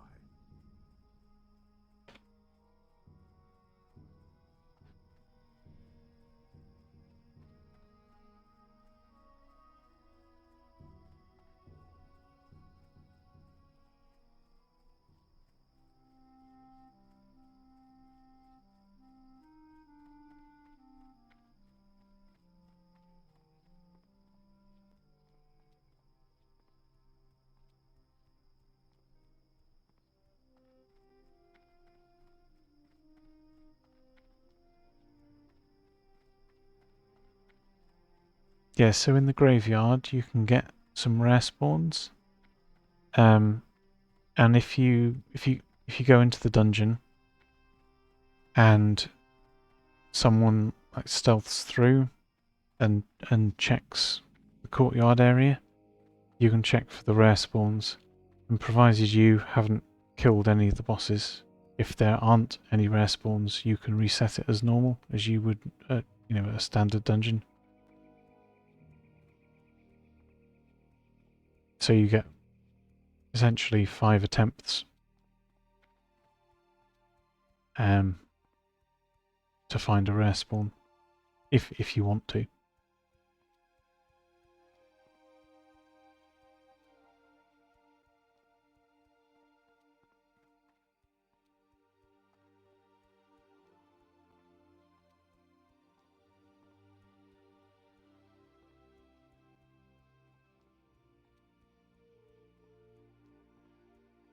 That one, the embalmed shroud.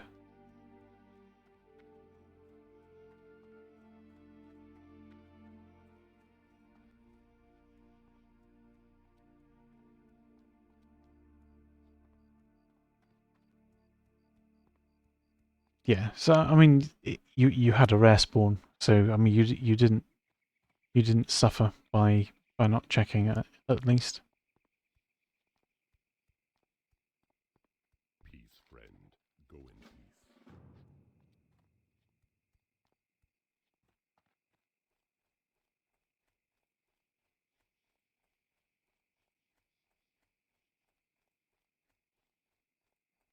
I mean, it depends on their level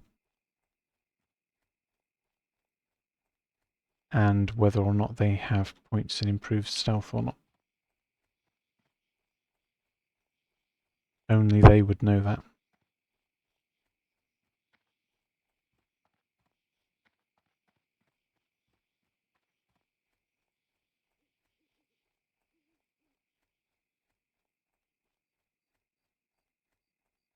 I don't know. I mean, you'd have to ask around, and obviously they would need to be wanting to run graveyard as well. So that sort of limits your pool of choices. I mean, druids can do it too, although it's it's slightly more risky for druids if they get spotted, or a lot more risky for druids if they get spotted because they don't have vanish.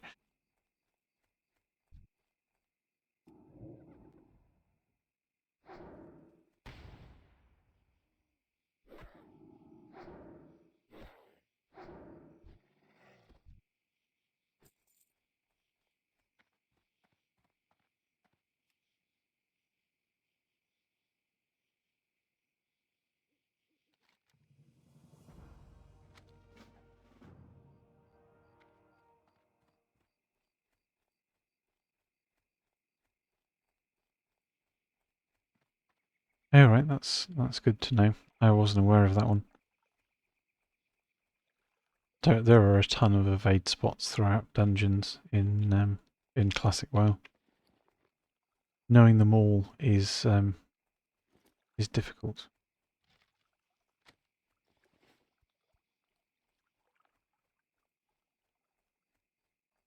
I don't think anyone knows all the evade spots. More, they're being found still, you know.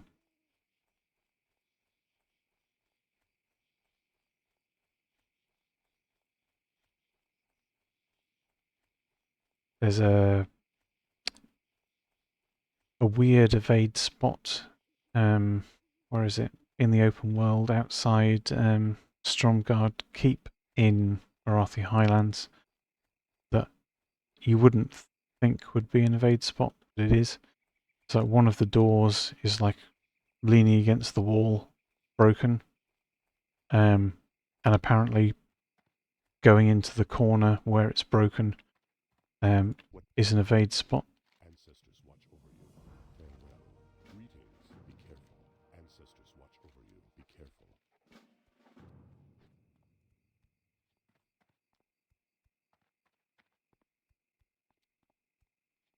I saw a clip of someone like panic running, trying to escape the Alliance patrol. They jumped down off the bridge, landed on top of the Alliance patrol, and didn't know where to go. And they just panic ran behind the door, and the patrol just stopped and watched them. I was like, oh, well, that's good to know.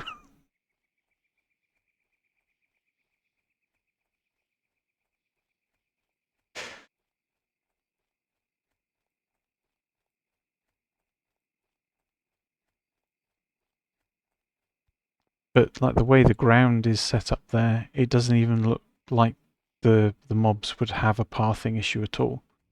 You know?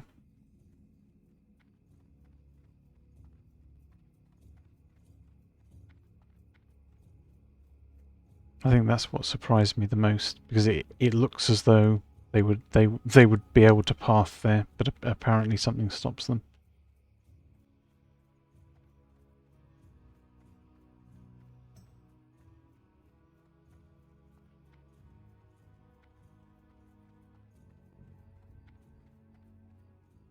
What brings you here? We shall meet again.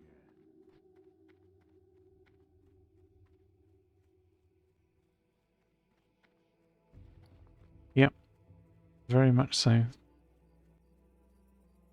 The joys of a 20-year-old game. Oh, I saw in the latest clip the classic WoW hardcore moments, the death compilations. There is an example of the fire guards wiping a group that I was talking about the other day. The tank pulls the boss. The shaman had totems behind them. By the time the tank gets back to where the spot was that they want to tank it, the shaman just gets instantly one shot, and the whole group pretty much wipes. I think 2 people Petri out. But if they didn't have Petris, they were basically toast.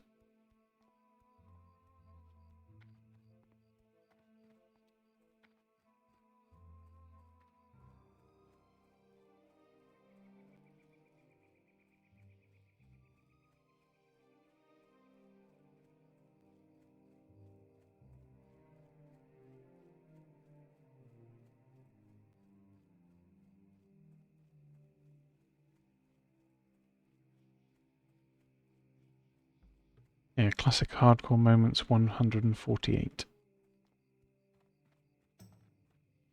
It's one of the later. I think it's one of the later ones in the clips.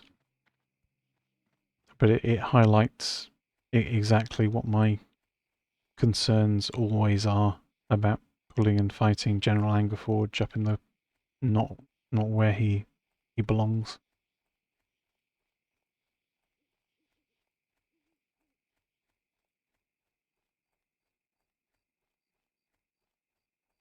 It's worth a watch anyway, I think.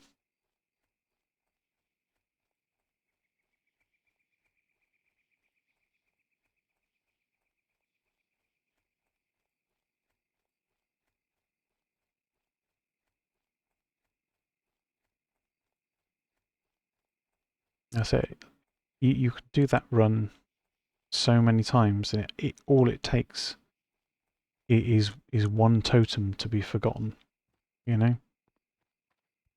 And when you pull the boss up, you're in a situation where you haven't been like fighting the other packs, so you haven't naturally replaced totems to do those, to fight those packs.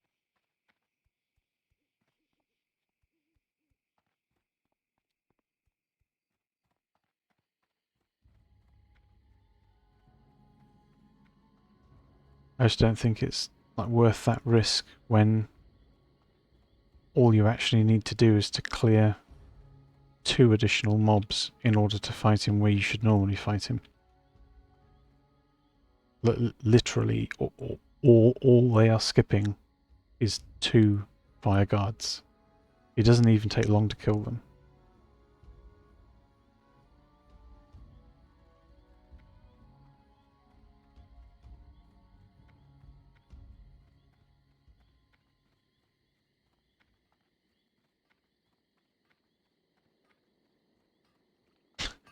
Well, yep, back to the starting zone super quick.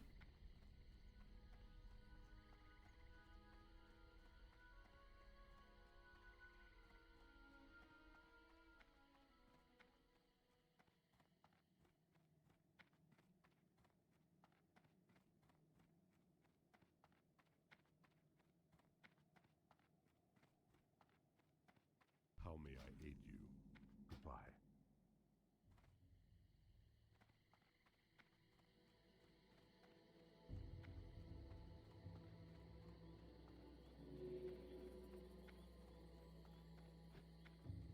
I don't know. It just doesn't make sense, you know, for you, for the sake of what, 20 seconds, you're gonna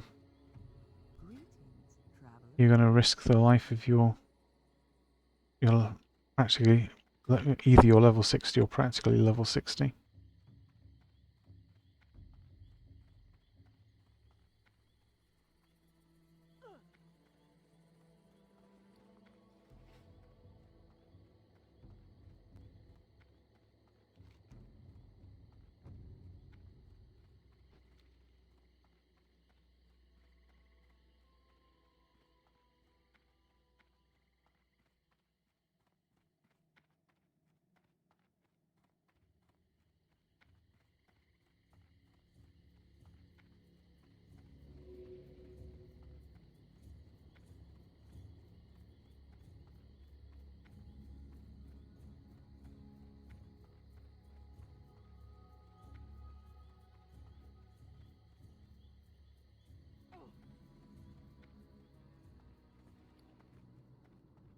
I'm listening.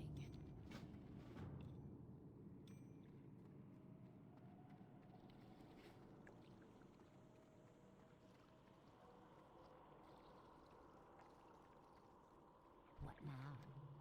Remember. Grab our cauldron stirrer.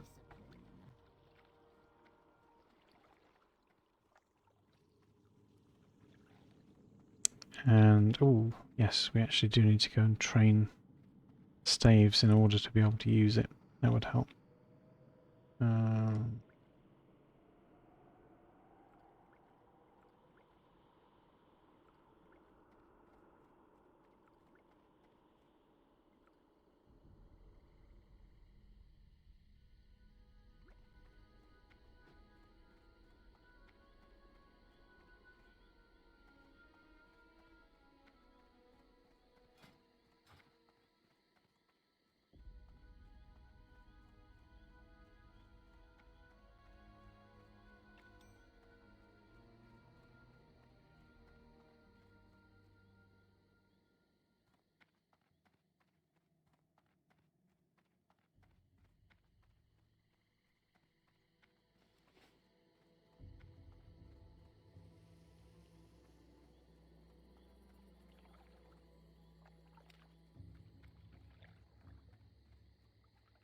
Hail. Farewell. there we go. Weapon equipped.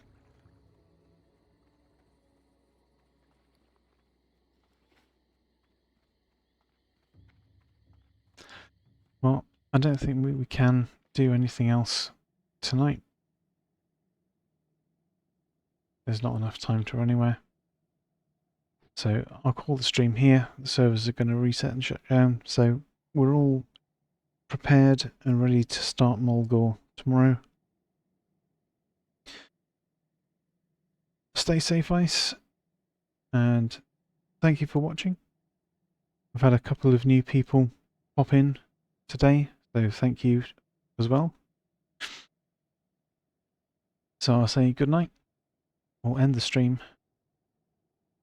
and I will see you